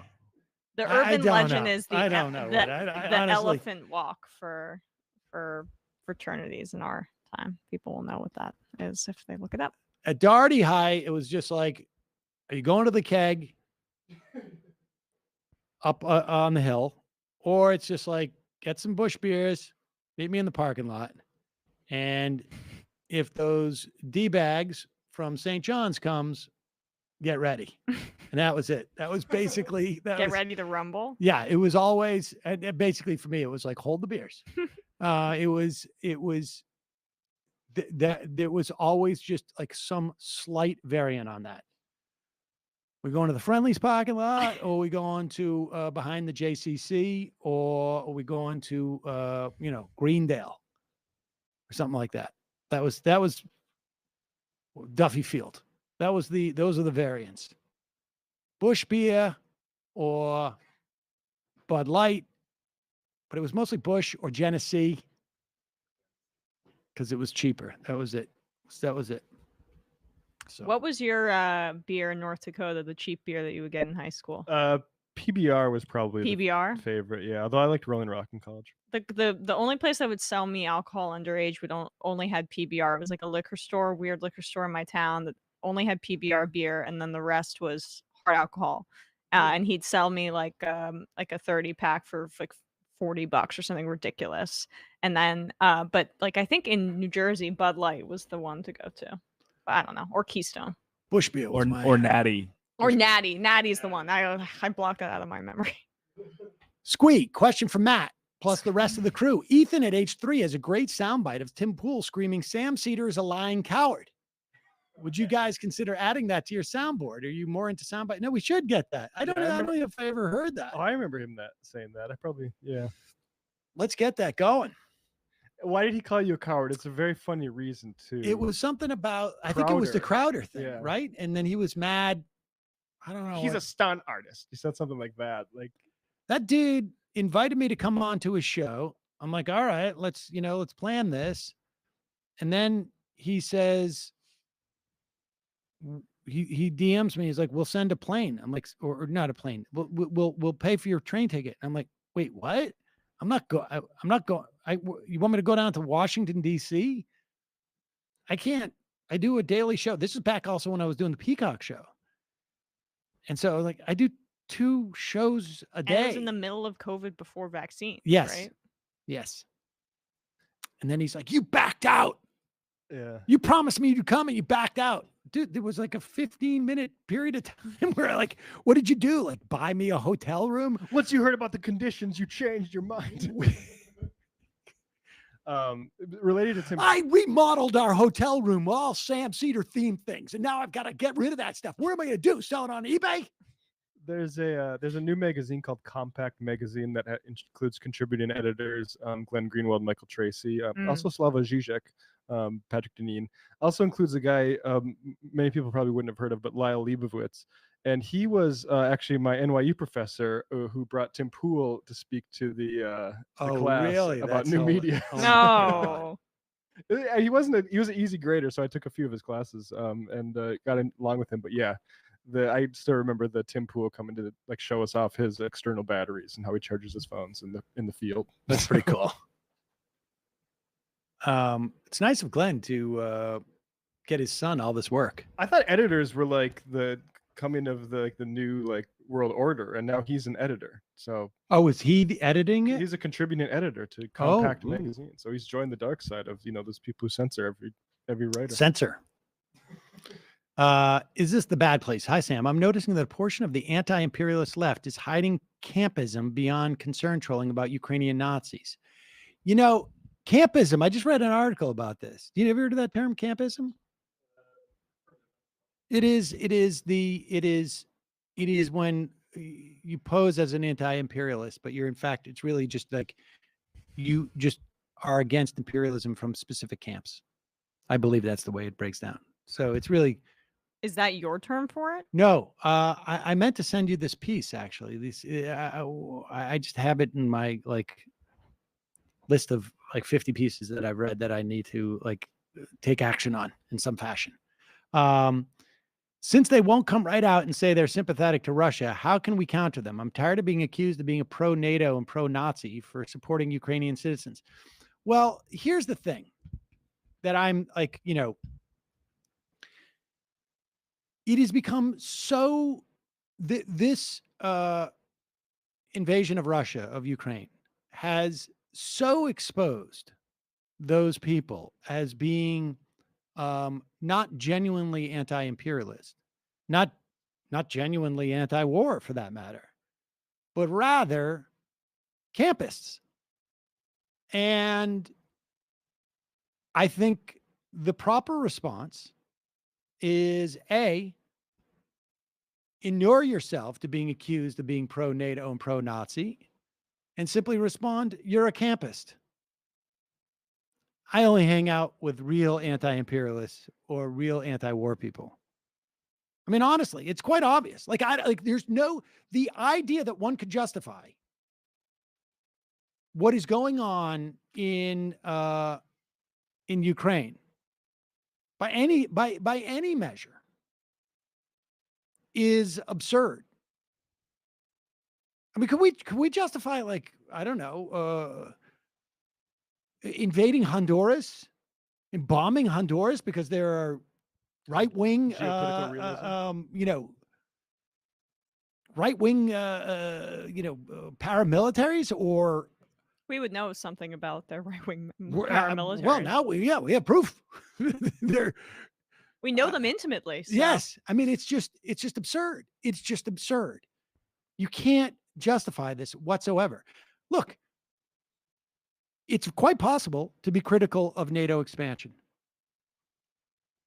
I have been. We were talking about NATO as being, in many respects, obsolete. Certainly in its expansion, well prior to this.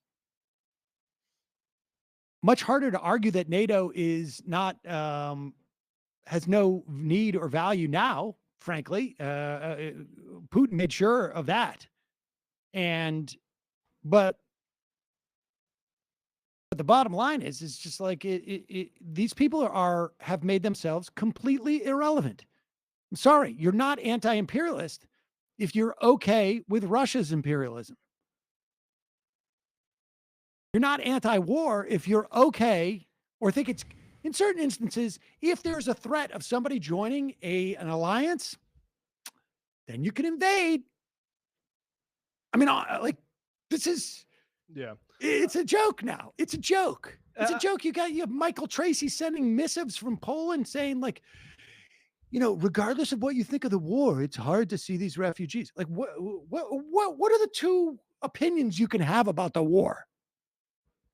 Yeah, I mean, the thing, we talked about a lot of this stuff with Carl Bayer on Left Reckoning. I mean, I almost think there's too much focus on this, though. Like, rather than like having a new label, whether it's like pro-Putin or campus, like, I think you just bust them on the facts and let people come to their own conclusions about those people as sources of information.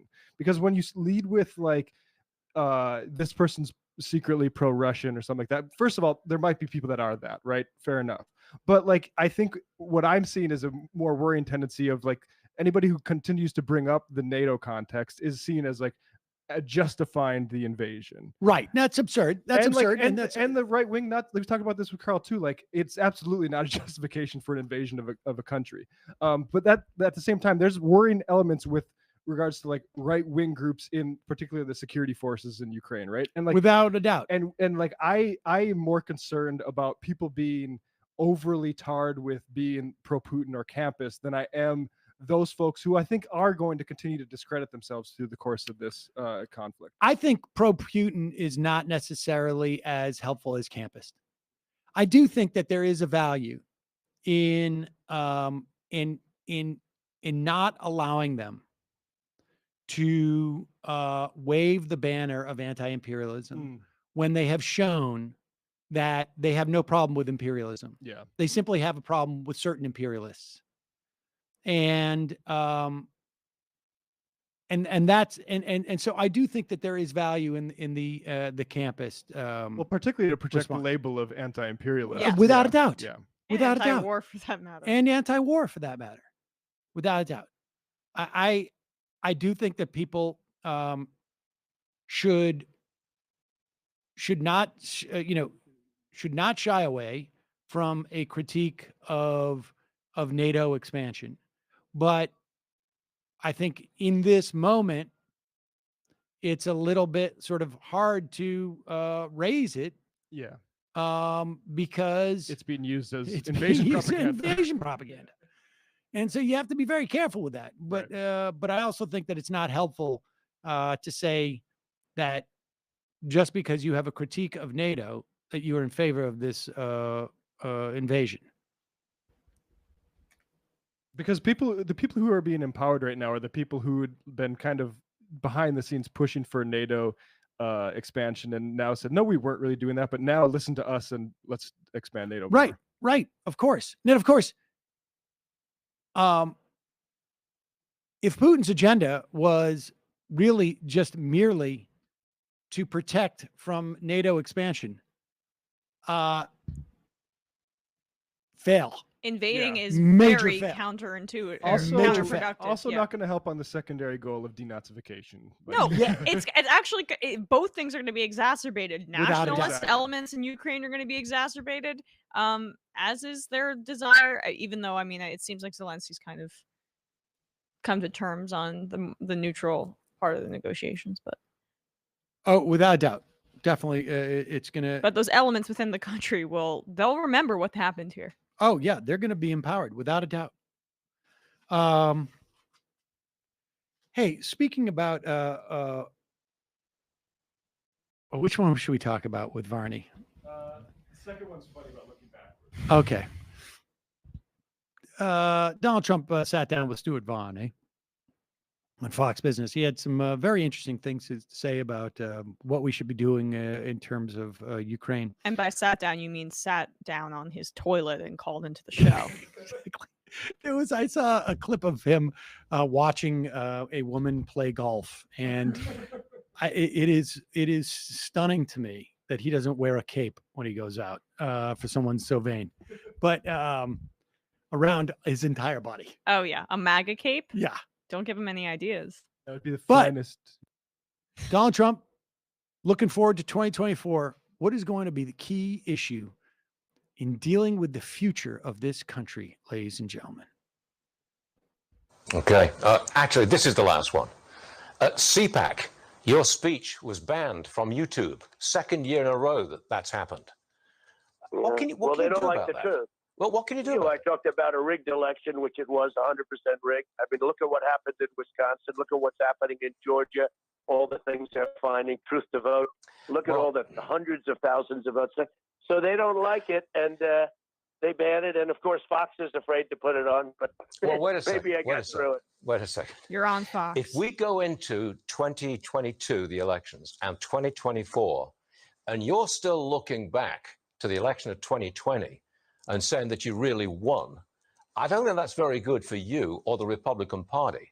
You want to comment on that?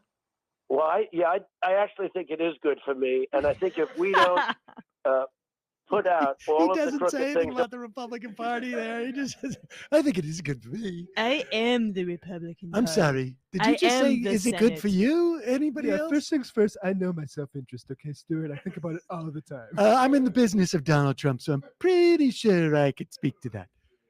I actually think it is good for me, and I think if we don't put out all of the crooked things, and we know what they are, that you won't win in 22 and you won't win in 24 if we don't get to it. So I think it's the opposite, actually. And I talk nothing about, nobody talks more about the future You than think I do, that but 2022, you also have to you look back think to that 2022 and 2024 are all about the 2020 election? Really? No. I think for us to win the election, we have to know how they cheated, because otherwise they'll cheat again. And we do know how they cheated. And Republicans and Democrats should, but they won't. Republicans have to do something about it, or they're going to be very disappointed. And nobody talks more about the future than I do. But you have to learn from history also, and you can't let it happen again, Stuart. All right. It's so important. I'm afraid we're out of time, Mr. President, but I do appreciate you coming on the show. And I'd love to have a sit-down chat with you at some point on camera. We'll do it. We'll do it. We'll do it. We'll do it. Nobody talks more about the future than I, except for when I'm asked about the future. Yeah. And then I talk about the past. Yeah, in the future, we're going to be talking about how the Democrats stole 2020 from me, okay? Going forward, we should talk about the past. Look at crystal ball and how they cheated. Oh, it's- Absolutely. Everyone's talking about how the Democrats cheated, and everyone knows about it. What will the future look like? It will look like us talking about the past. That's what the future. I talk about that. Ever heard of the multiverse, Stuart Varney? This is an alternate timeline in which the Democrats are still cheating. I put the P in future. Okay. Put the other clip up. Put this other up. He's playing golf. No. The golf one. Do the golf one. Yeah. The one that you referenced. Yeah. This is what he's been up to. Yeah. This is here we go. Listen, he's watching a woman play golf, and my God, like Wait, honestly, what was that old video of him when he was Nice. Much pressure. Like this would increase the LPGA ratings, even though she'd shoot 190. The ratings would go skyrocket. has he lost weight? It looks like he's lost weight, actually. You know what? I'll tell you something. Nice. Much pressure. I mean, he's so. I mean, obviously, like sort of like just grotesque old man. Yeah. watching sort of like, a woman play golf? look at this like a piece of cattle. We My should really. ratings are going up. What a just. But I mean, his whole.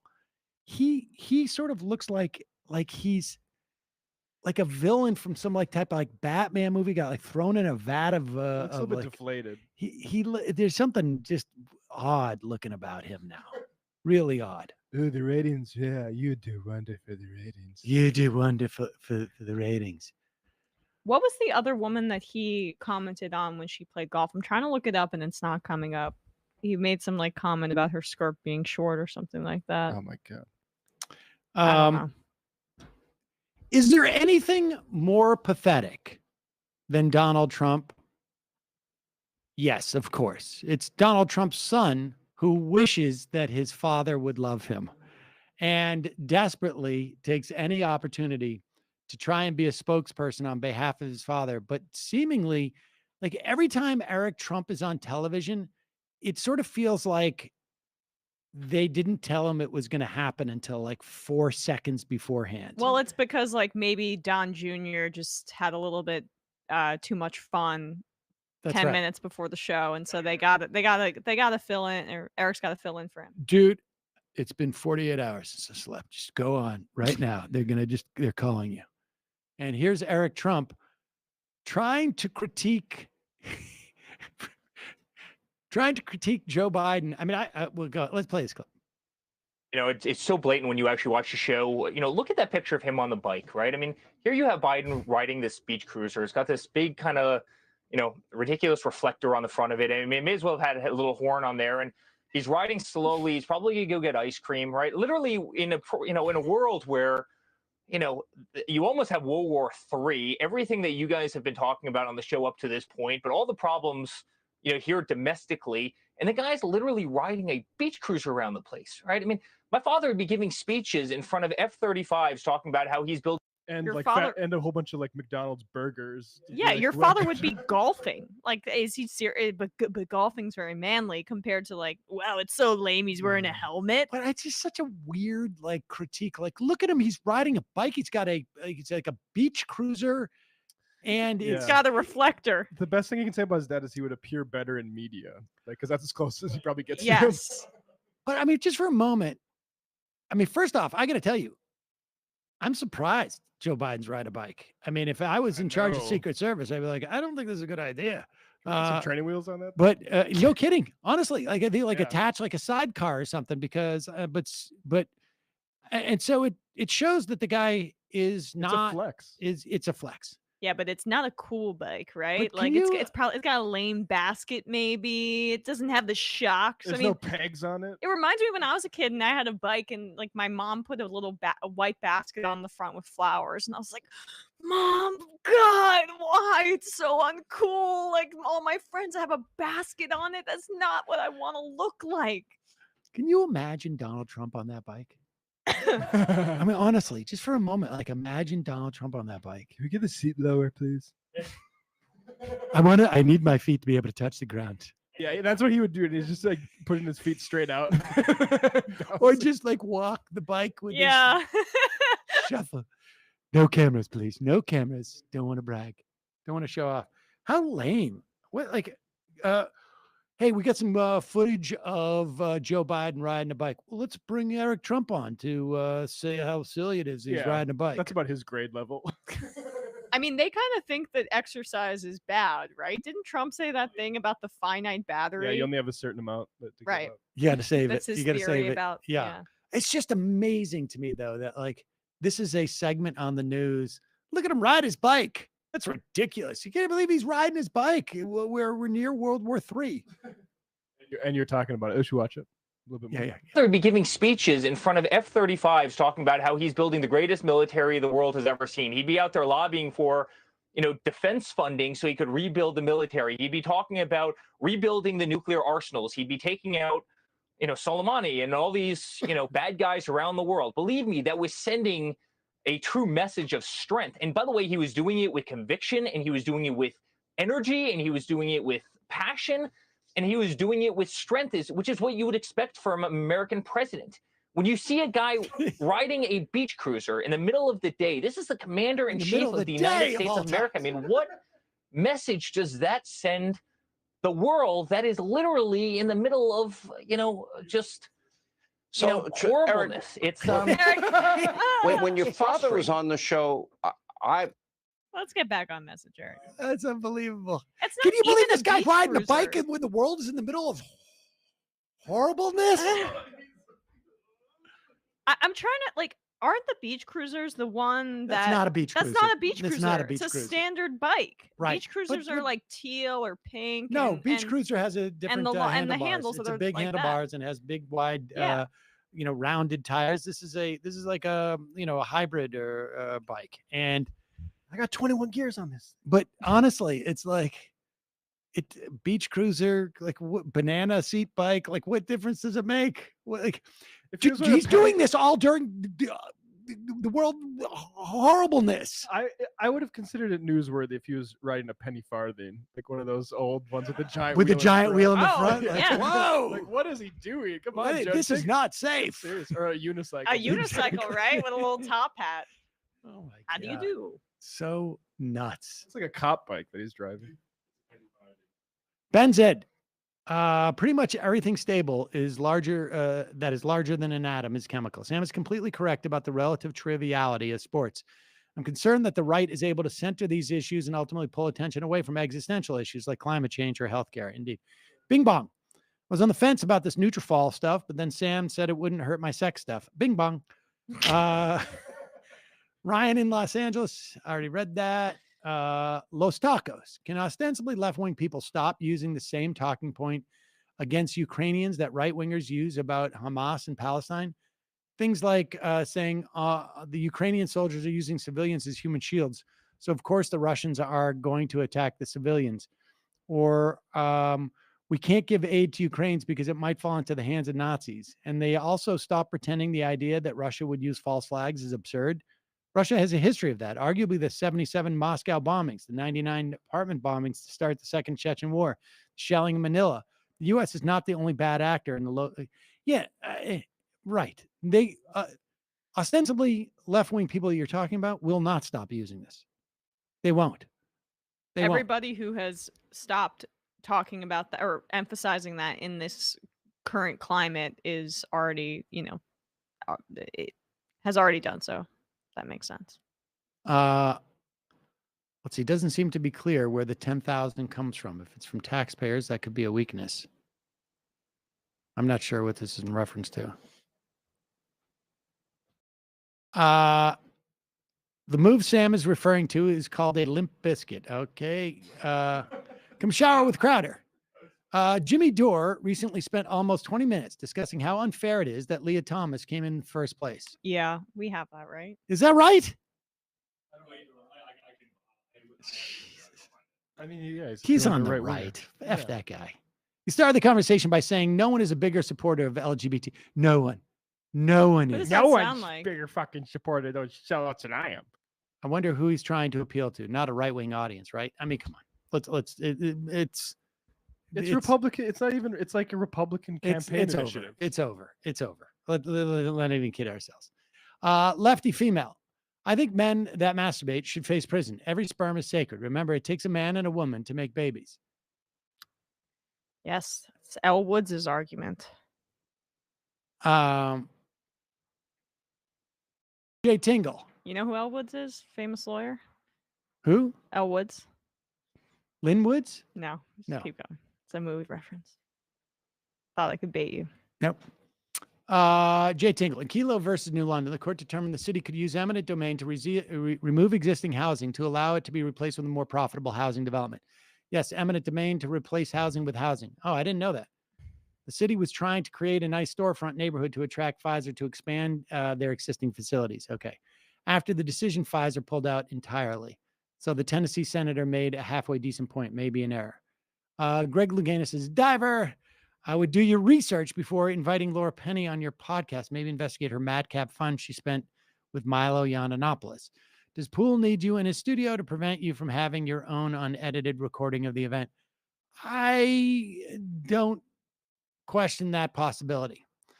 10 lawn gnomes. It's been a while since I took a social studies course, but doesn't having a lifetime appointment in a judicial role go against the idea of checks and balances? No opportunity to balance against the idiots of generations past? You can impeach the judge. Live free and die. If Supreme Court judges were appointed for life, I wouldn't have to hope for them to die. Fair enough. Bear at home too.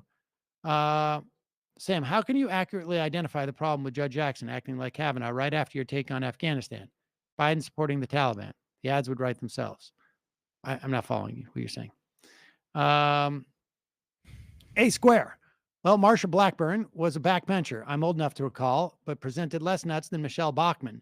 So she was able to advance. This goes further back than Hobby Lobby because contraception was always part of this agenda, just not low-hanging fruit and less popular. It's always been about controlling women, reverting to an older old order, fears of decreasing white demographics and maintaining white male superiority, this country's devolution, failure of Dems to articulate a vision for a better future, the value of progressive politics is sinking us as much as the Republicans craven politics. See you all Saturday. I just meant in this current 2.0 or 3.0, it's like the start, Hobby Lobby, now we're here. So Harry Sam, your Nutrafol discount doesn't work.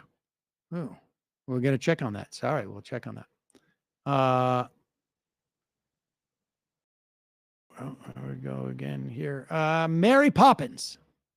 Wouldn't a fight over KBG's nomination be a useful tool for the GOP in the midterms? If they fought tooth and nail during her confirmation, after her seating, they then go on their crayon chewing base and make the argument that the libs got a seat? Our majority is slipping. Quick, send us a little Billy college fund. I don't think so.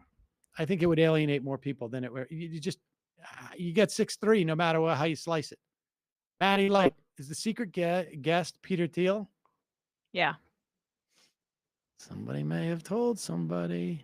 Between the 101 and the 5, sports just naturally get people thinking competitively with Kaepernick. I don't know. Maybe it's something in the brain where we naturally default to rivalry and think tribalism. It's also just like American culture. I mean, the NFL is that's so integrated into American culture, and that's why the swimming thing, we can like mock it because they suddenly care about it, but it's still able to hit on the same points, and then also hit on bigotry, which is the goal. Colin from Nebraska. Sam, do you like to drink beer? I'm not that much of a beer drinker. You like I drink liquor, right? I drink wine and hard liquor. I'm curious if you have a drinking problem. I don't think I have a drinking problem, no. I used to like beer more than I do. I drink, I get drunk, I fall down, I'll go, where's the problem? What is it? What was a t-shirt? No, I don't have a drinking problem. I probably drink more than I should, but I feel like everybody during the COVID did.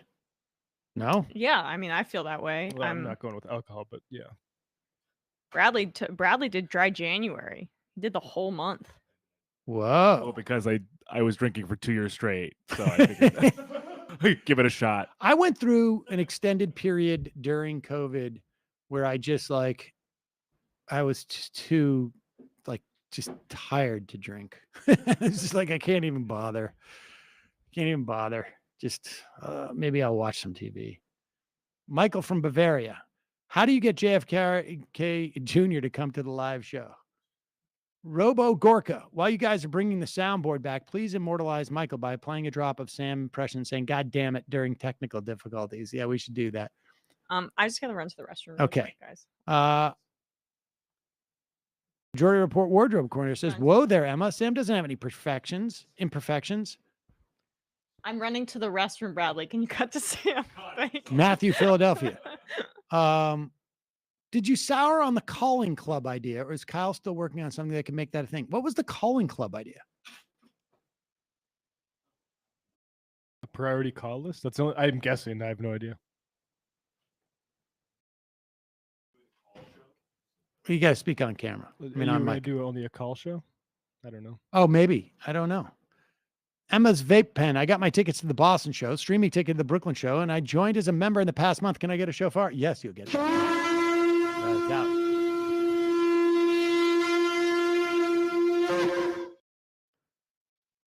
No Miki swag. Every time y'all saying no Miki is going to be on the show, it's got me saying yes, Miki. She's had a series of bad connections lately. Left Okie 405. Hey, I'm our crew. Just became a member, got my live stream ticket. You, Matt, and Michael have pulled me left from a libertarian to reading Marx and looking into running for union steward in my local. Oh, that's awesome. Can't thank you enough. Shout out to Greg from Oklahoma. You're not alone out there. Love you guys. You're getting one of those. The other Biden, literally dozen of us. David Cross from Arrested Development. 8 cheese. Taking calls today. I don't think we are. Just thought you should know the word of the day from dictionary.com, mise en scène. Affluence, wretchedness. People who consider themselves feminists while engaging in transphobia and bizarre gender essentialism about what makes a woman are really up there with pro-life feminists Dave Rubin in terms of delusion and capacity for cognitive dissonance. I've also seen the term fart as an alternative to TERF. Feminism appropriating radical transphobe. Fits better. I like that. I really do think that if you are a radical feminist, there has to be a long list of things that you, even if I take your concerns about trans women at face value, there has to be a long list of priorities before you get to that one. I just like it just seems to me I'm honestly baffled by it. Illuminati kids. I'm very concerned about humane prison conditions. Time to get on board the Republican Party train. The Democrats just aren't going to do it, so I guess I just have to. Yep. Sam's greased up calves. You called. I really like transition. I really like Adolph Reed's metaphor of a T. We're at a T. I mean, that's basically the way I feel about it. It's there's you can keep driving straight, but there's no road there. You can try and take another turn, but you're just going to run into a house or a tree or something like that. That's just the bottom line. I think we'll go right through the T intersection, straight into the ditch, and then everybody will be get out the wreckage themselves. Or we'll just take the hard right turn. Or both. What clip is this? This is Vance. What number is this? It's later. Matt, you never get tired of making fun of JD Vance. Yeah, I feel like, right? Well, this is exactly what he needs to get up to 12% in the polls. Well, as you know, we've been told I've been told in the past that the mockery of people like JD Vance, real salt to the earth. Literally the best thing you can do for them. Literally the best thing you can do for them. And this was back before he was at 7% in the polls.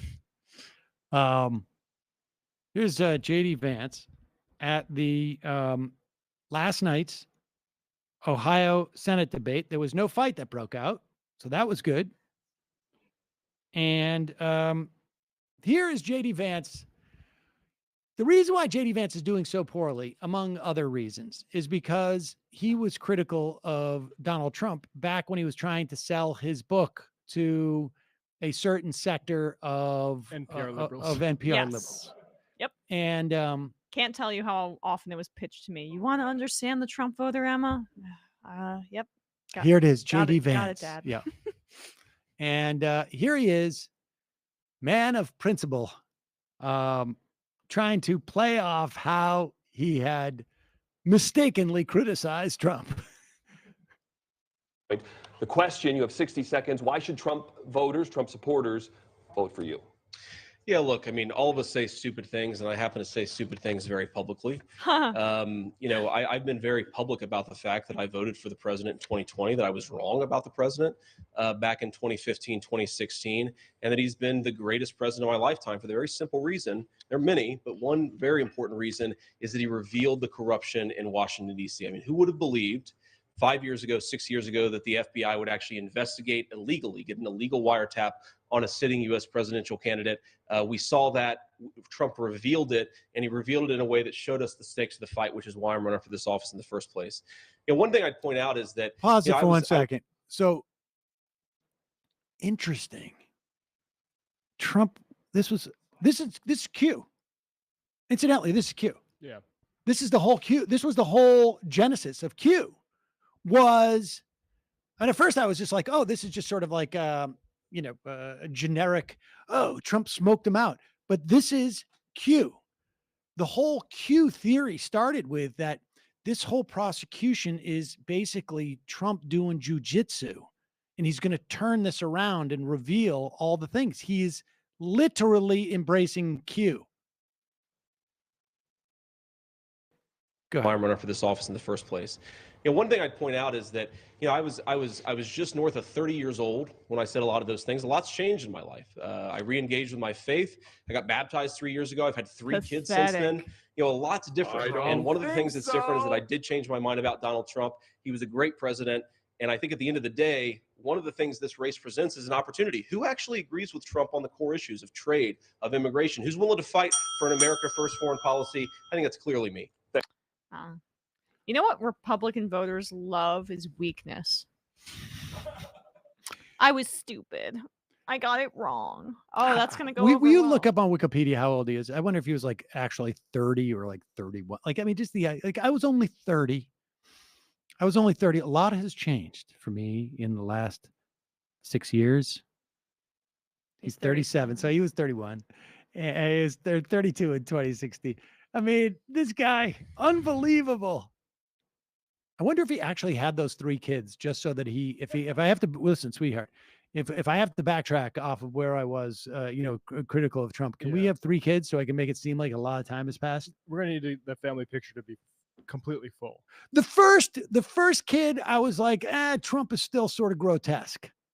But by the time I had the 3rd kid, I was like, wait a second. Now I'm a family man. Now I'm a family man, and therefore I'm a Donald Trump fan. There are so many people who should be discredited because of this guy's turn.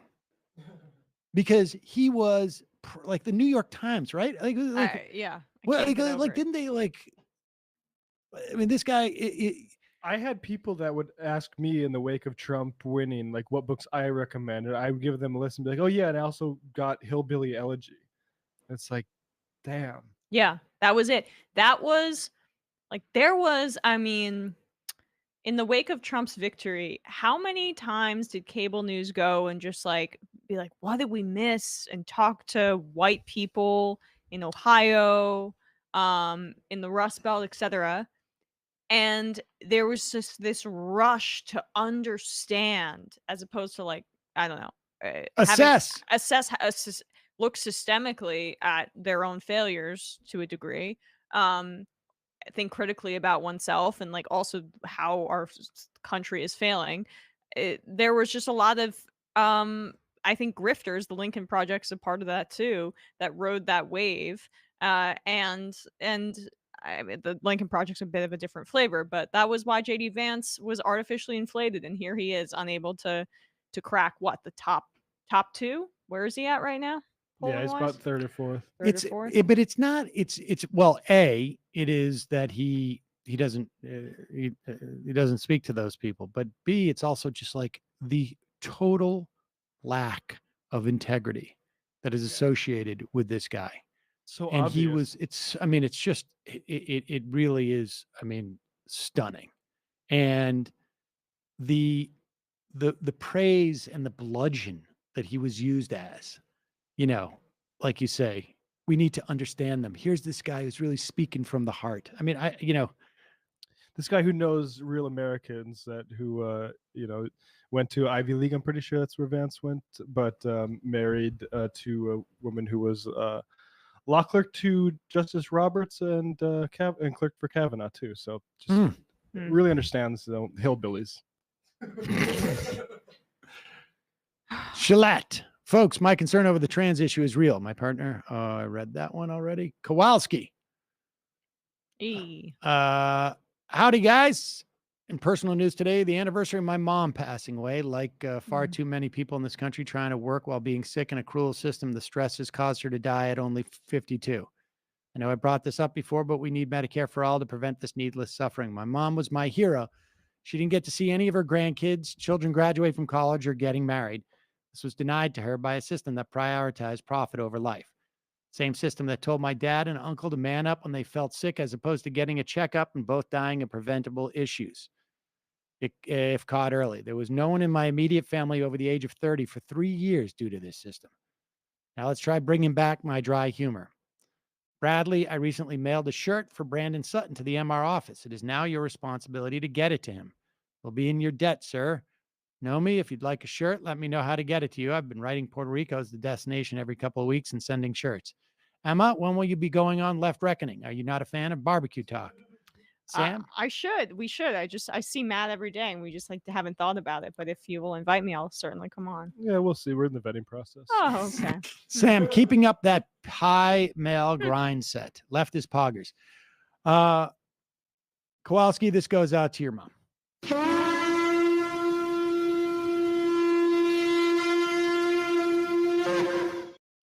Rand Paul's neighbor. Crowder played dress up again. It was peak comedy. Oh, we got to find that, please. Defense threat extraordinaire. Just to be clear with my last I am, Putin sucks. Oh, my God. Okay. I can't read all of this, but MR Crew, I've had a morbid curiosity with viewing combat footage since I was a kid. That probably has to do with being U.S. military brat and watching too much History Channel. Needless to say, that curiosity is stretching the war in Ukraine. It seems a lot of the ground level active combat footage coming out of the conflict is originating from Ukraine's Azov battalion in Mariupol. I'm feeling pretty confident after digging around that specific unit is a white supremacist unit. Yes, I mean, if you listen to the conversation we had with, what was it? Saint Germain? What was her name? The historian on Ukraine? Kimberly St. Julian Varnon. Kimberly St. Julian Varnon. Yes. She acknowledges that the Azov battalion in Mariupol is white supremacist, is a white supremacist unit, I guess. To the extent that one could say that about that, but yes. Of course, Putin's denazification rhetoric is a bunch of crap, but I'm worried a lot of the combat footage coming out of this conflict is being made by actual white supremacists. Well, I also think that a lot of the on-the-ground combat is happening in Mariupol as opposed to other parts of the country. Mariupol is on the eastern part of Ukraine. This is where their forces are, in the Donbass region. And so they are having more success in moving ground soldiers there. What you're seeing in places like Kharkiv and in Kyiv and is more aerial bombing because I think a lot of their trucks are basically broken down, particularly ones that are coming, I think, from Belarus, but I don't know. But that's what I would imagine. Yeah, I mean, the thing is, you can't stress enough that most Ukrainians are not Nazis, but that those sort of far right groups do play an important role, unfortunately, in their security forces.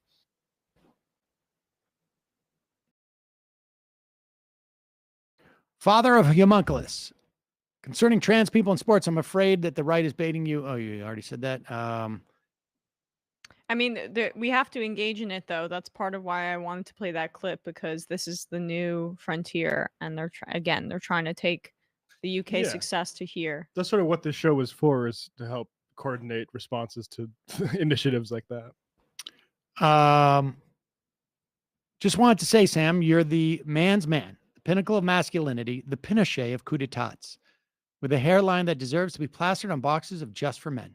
Also, transphobes can catch these hands. The magic wand is made by Hitachi, who also makes military weapons. Learned that a lot from Hassan. What is the magic wand? Is that some... So it's a personal massager, let's call it. All right, fair enough. Glass Seagull. I was like, Harry Potter? Katie Ledecky and Diana Nyad. Okay. Oh, wait, I know this is kind of off topic, and I'm sorry I'm a little all over the place, but everybody watch Sean's video on Harry Potter. Sean did a 2-hour video essay, the guy who did the Jimmy Dore thing. The CIA paid Sean to look at J.K. Rowling. So, right, exactly. They're very invested in cracking down on TERFs. But, if you want... She's the most infamous TERF right now internationally, but it's good in terms of he looks critically at the books in terms of where her largely neoliberal ideology originates and how that manifests itself in something like her TERFism. Yeah, and I understand folks who maybe 3 or 4 years ago would roll their eyes at the left critiques of Harry Potter. It's can we grow up a little bit? But she's a political operator right now. Yes. Messaging about who she's going to support. She's doing the walk away. She's Brennan Strachey in it there. Despite cast members from the movie series speaking out against it, despite there having to be press she feels this is her cross to bear, and that comes from a lot of these dynamics that we discussed earlier in the show. But like, Sean is just doesn't get better than that. So just definitely check it out. And it made me think very differently about a series that was huge for me as a child. But like, look at Hermione's spew activism being mocked when she tried to end slavery. What was that about? Why was that the butt of a joke? And Sean goes into that, for example. Yeah, I mean, I just read all the books to Saul, and there's a lot of that. So, and Winky gets freed from slavery, and then she's a drunk because she's so sad about not being able to be a slave. The worst part is that it comes around like where Ron Weasley sort of appreciates the idea of freeing the elves in the final book. In the final book, but really more as a function of just like the Dobby, the elf, having done something for them. Yeah. Like it's not, and just the fact that he earned it. After you earned it, you saved our lives. And now Hermione can appreciate Ron, but there's no like, hey, wait a second, maybe there was something fundamentally wrong with this from the And there's beginning. no systemic critique. Like the government remains the same structure as it was, and like Hermione just becomes the president basically, and sorry, spoiler alert, and Harry becomes the head of the cops. End of story. And just watch Sean's video. You guys you'll be into it. Okay, let's see here.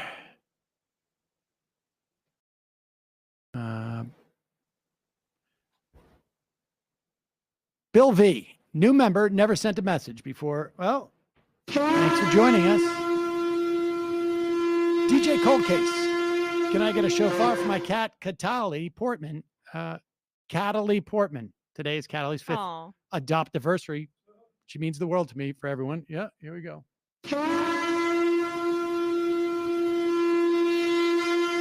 Is that who's that? That's Kid Kid Rock. Rock. Oh, should we play the Crowder one or the Kid Rock? Jonathan Armstead, calling club idea was sending one phone to a guest and then to the next guest and the next day via the mail. I don't remember that. Atrum. Oh shit, I forgot dry January was the thing. I spent all this year dry so far. Nice brag. 2 kids. Trench coat. Shaq has genetic advantage in basketball. I didn't hear an uproar about banning 7-foot players. This argument is insane. That was the point, I think. There was weird stuff about Yao Ming. I remember growing up as a kid, being so tall. There was like weird, also genetic You start determinants. testing stuff like it's like women getting disqualified from the Olympics and stuff like that. Like where you're basically going to force people to start inspecting kids' genitals to figure out if they can play the sport or not. They're protecting the children. Yeah, exactly. All right, one more video. Should we do the trucker convoy getting messed up by a bicycle, or Kid Rock? Heavy bicycle show today. Huh? Let's Okay. do Kid Rock.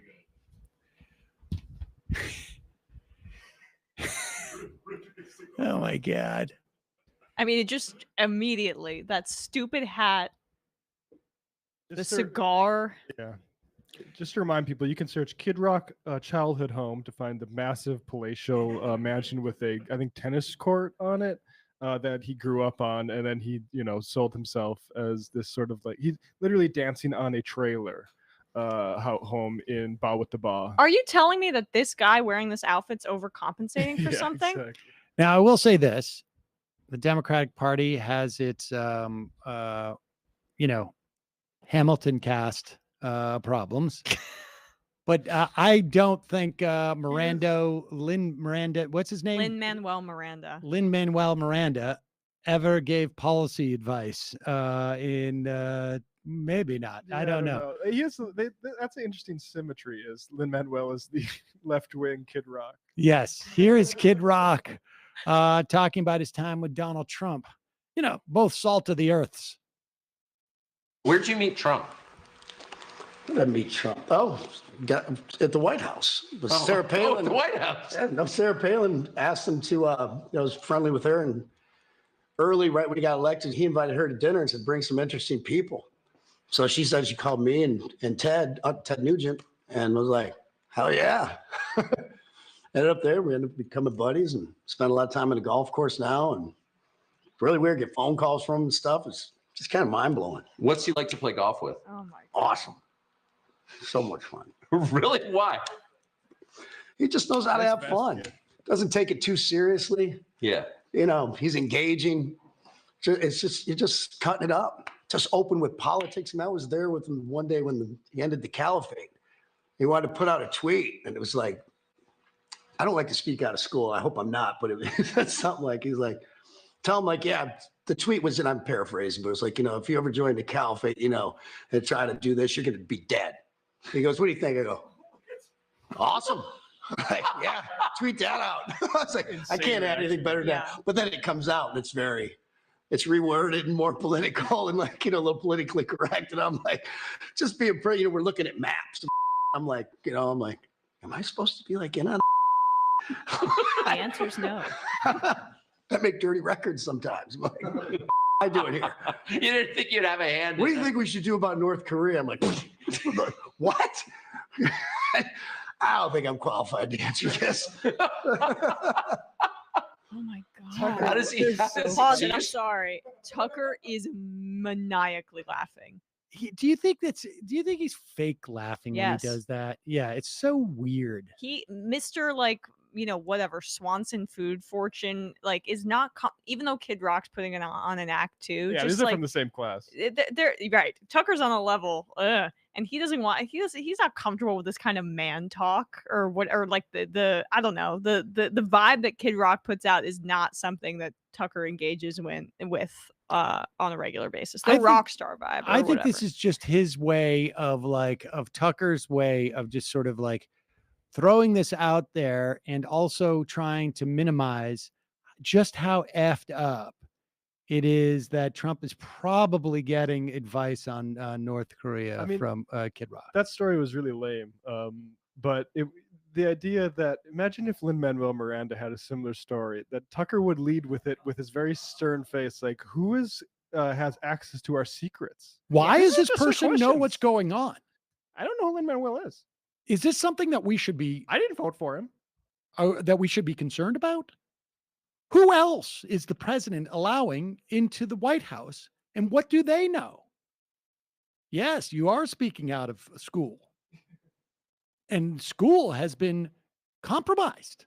And they don't want you to criticize these folks because they're friends. And we here have asked questions and gotten no answers. I guess you American people, you get locked out. You're not in the cast of Hamilton. That's what? I don't think I'm qualified to answer this. Jeez. How does he? So you're still playing golf with him down in Florida? Yeah. How's he seem? What's that? How's he seem? He seems great. He seems great. Yeah, he looks great. After the election, it was, a little different there, but he's still the same guy. Follow-up question. What do you mean by he was a little different? And also, why is he straining his neck like that? I used to do that to that's like gurning, to make a face to make somebody laugh. That's he's trying to flex. Is that what's going on? Is he trying to tighten up his chest or something? What is? I don't know. Big smile. He doesn't Kid Rock there also look like he's a little bit worried?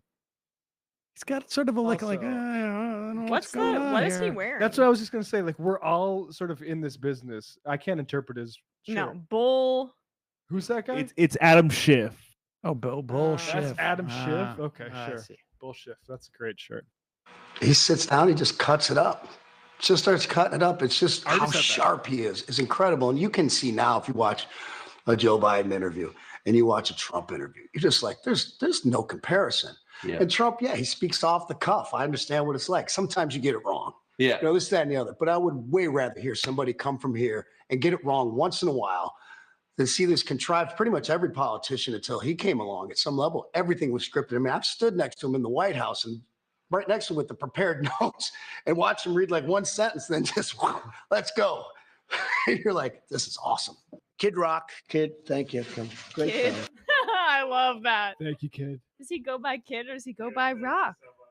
Look at me. I'm up here fatting Kid Rock, and I don't even need to look at my notes. All of this extemporaneous. I love Who's that guy with the stash? Oh my gosh. Kid Rock's real name is Robert James Ritchie. Mr. Ritchie. Mr. Ritchie. Mr. Kid. All right, let's 8 more of these IMs and we're out of here. J-Man Raps. Hey, guys, great show as always. Crazy to see propaganda from both sides in this war. Anyway, does Emma like the moves that the Rangers made? They have no shot at the cup, in my opinion. I don't think they are going to win the cup. I mean, saying no shot, it's a little mean. But I do like the moves that they made. They're going to go after a second line center in free agency next year. So they just got rentals and they didn't give up any assets to do so. So hopefully the Rangers can. I mean, come playoff time, it always had. Playoffs usually start right after my birthday. I'll usually go to one game. That's like the gift that I'll ask for. It's gonna be a tough time. It's gonna be back to football season me, where I'm a little on edge, a little too invested. Buster's Natch.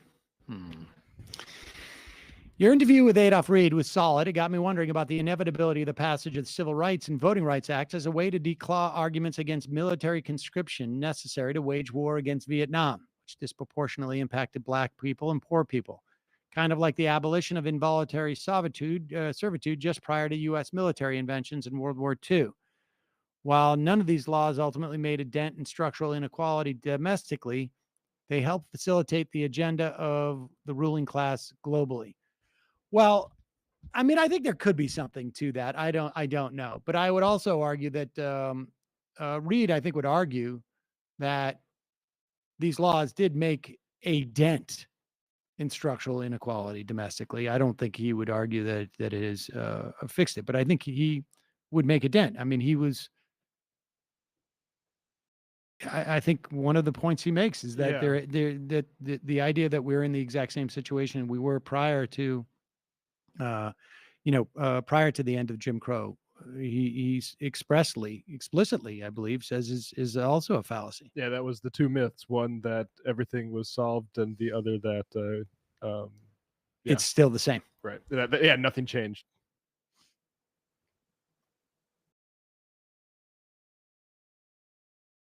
Let's see. Dr. Nick. Last week's Left Reckoning was awesome. Especially appreciate the end about Azov, etc. It was very level-headed and informative. Let's see. Shoot, this is hard. I wish there was a... Kristen Sneed. When we talk about trans women and girls playing sports, most of the people who put forth a sports argument are the same people who criticize and ban women of color and try and prevent them from sports. I won a qualifying tournament in golf as an 8-year-old. My mother and father had to withdraw me because racist parents said I did so well only because Black girls are built like monkeys. Oh, Jesus, I'm sorry. I mean, there's got to be a whole sort of submerged culture because everybody was exposed to that. Like even in North Dakota, we didn't have a whole lot of like Black students, for instance. But we had that myth.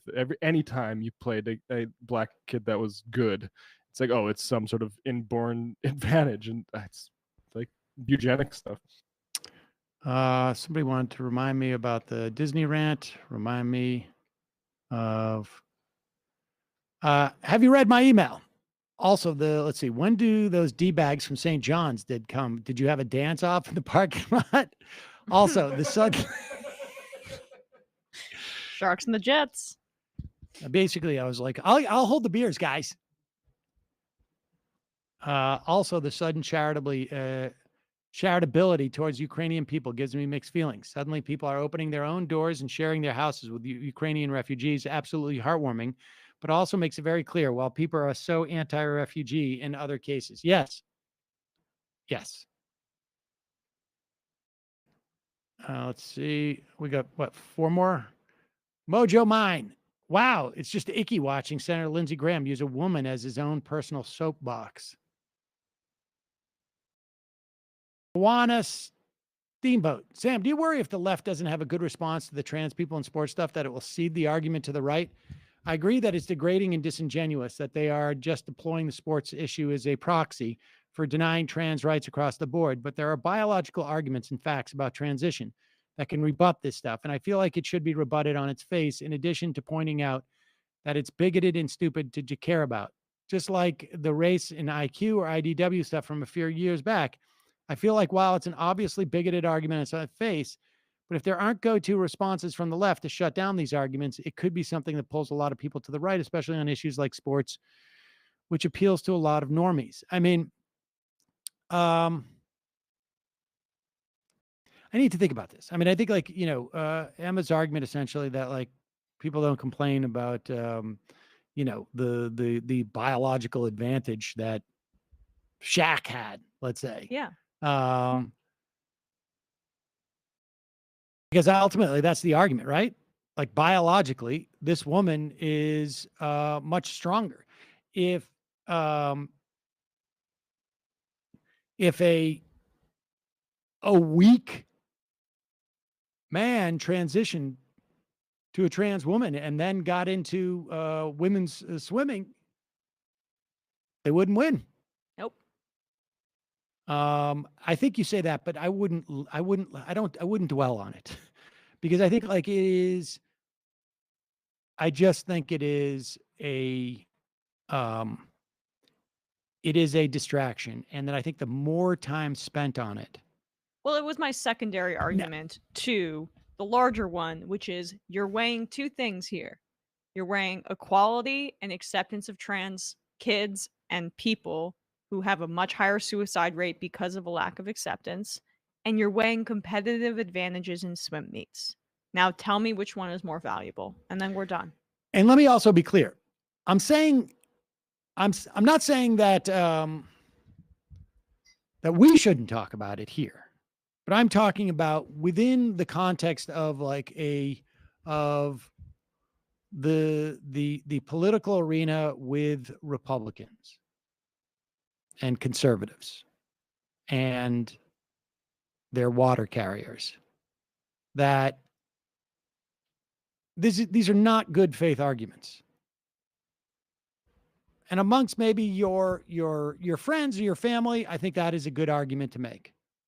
But I would also add for the third sort of like salvo, and that is like, ask yourself how much you thought about women's sports in the past and why is it such an issue now?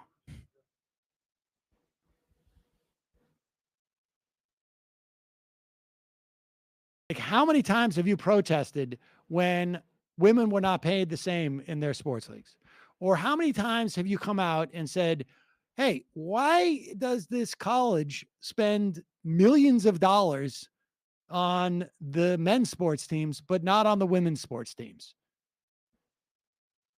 Well, they'd say profit. And that's the natural way of doing things. Right. But where's the integrity in that? Right. This is not like, where is the integrity in that? Like, if you're so concerned about the integrity of make it equal, the sporting events,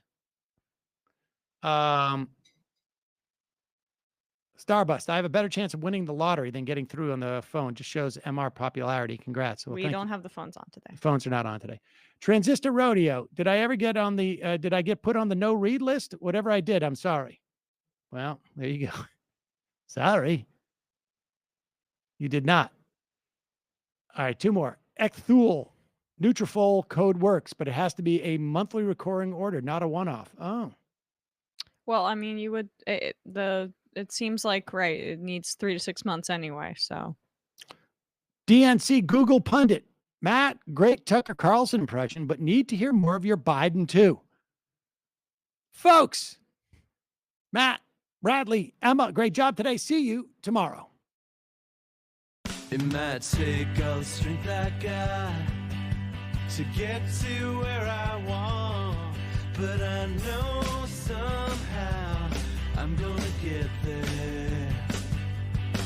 I wasn't looking when I just got caught between the truth and the lie. But finding out won't make me feel any better. Yeah, I know the clock is ticking, but the meds are gonna kick in, and my pilot light shining bright.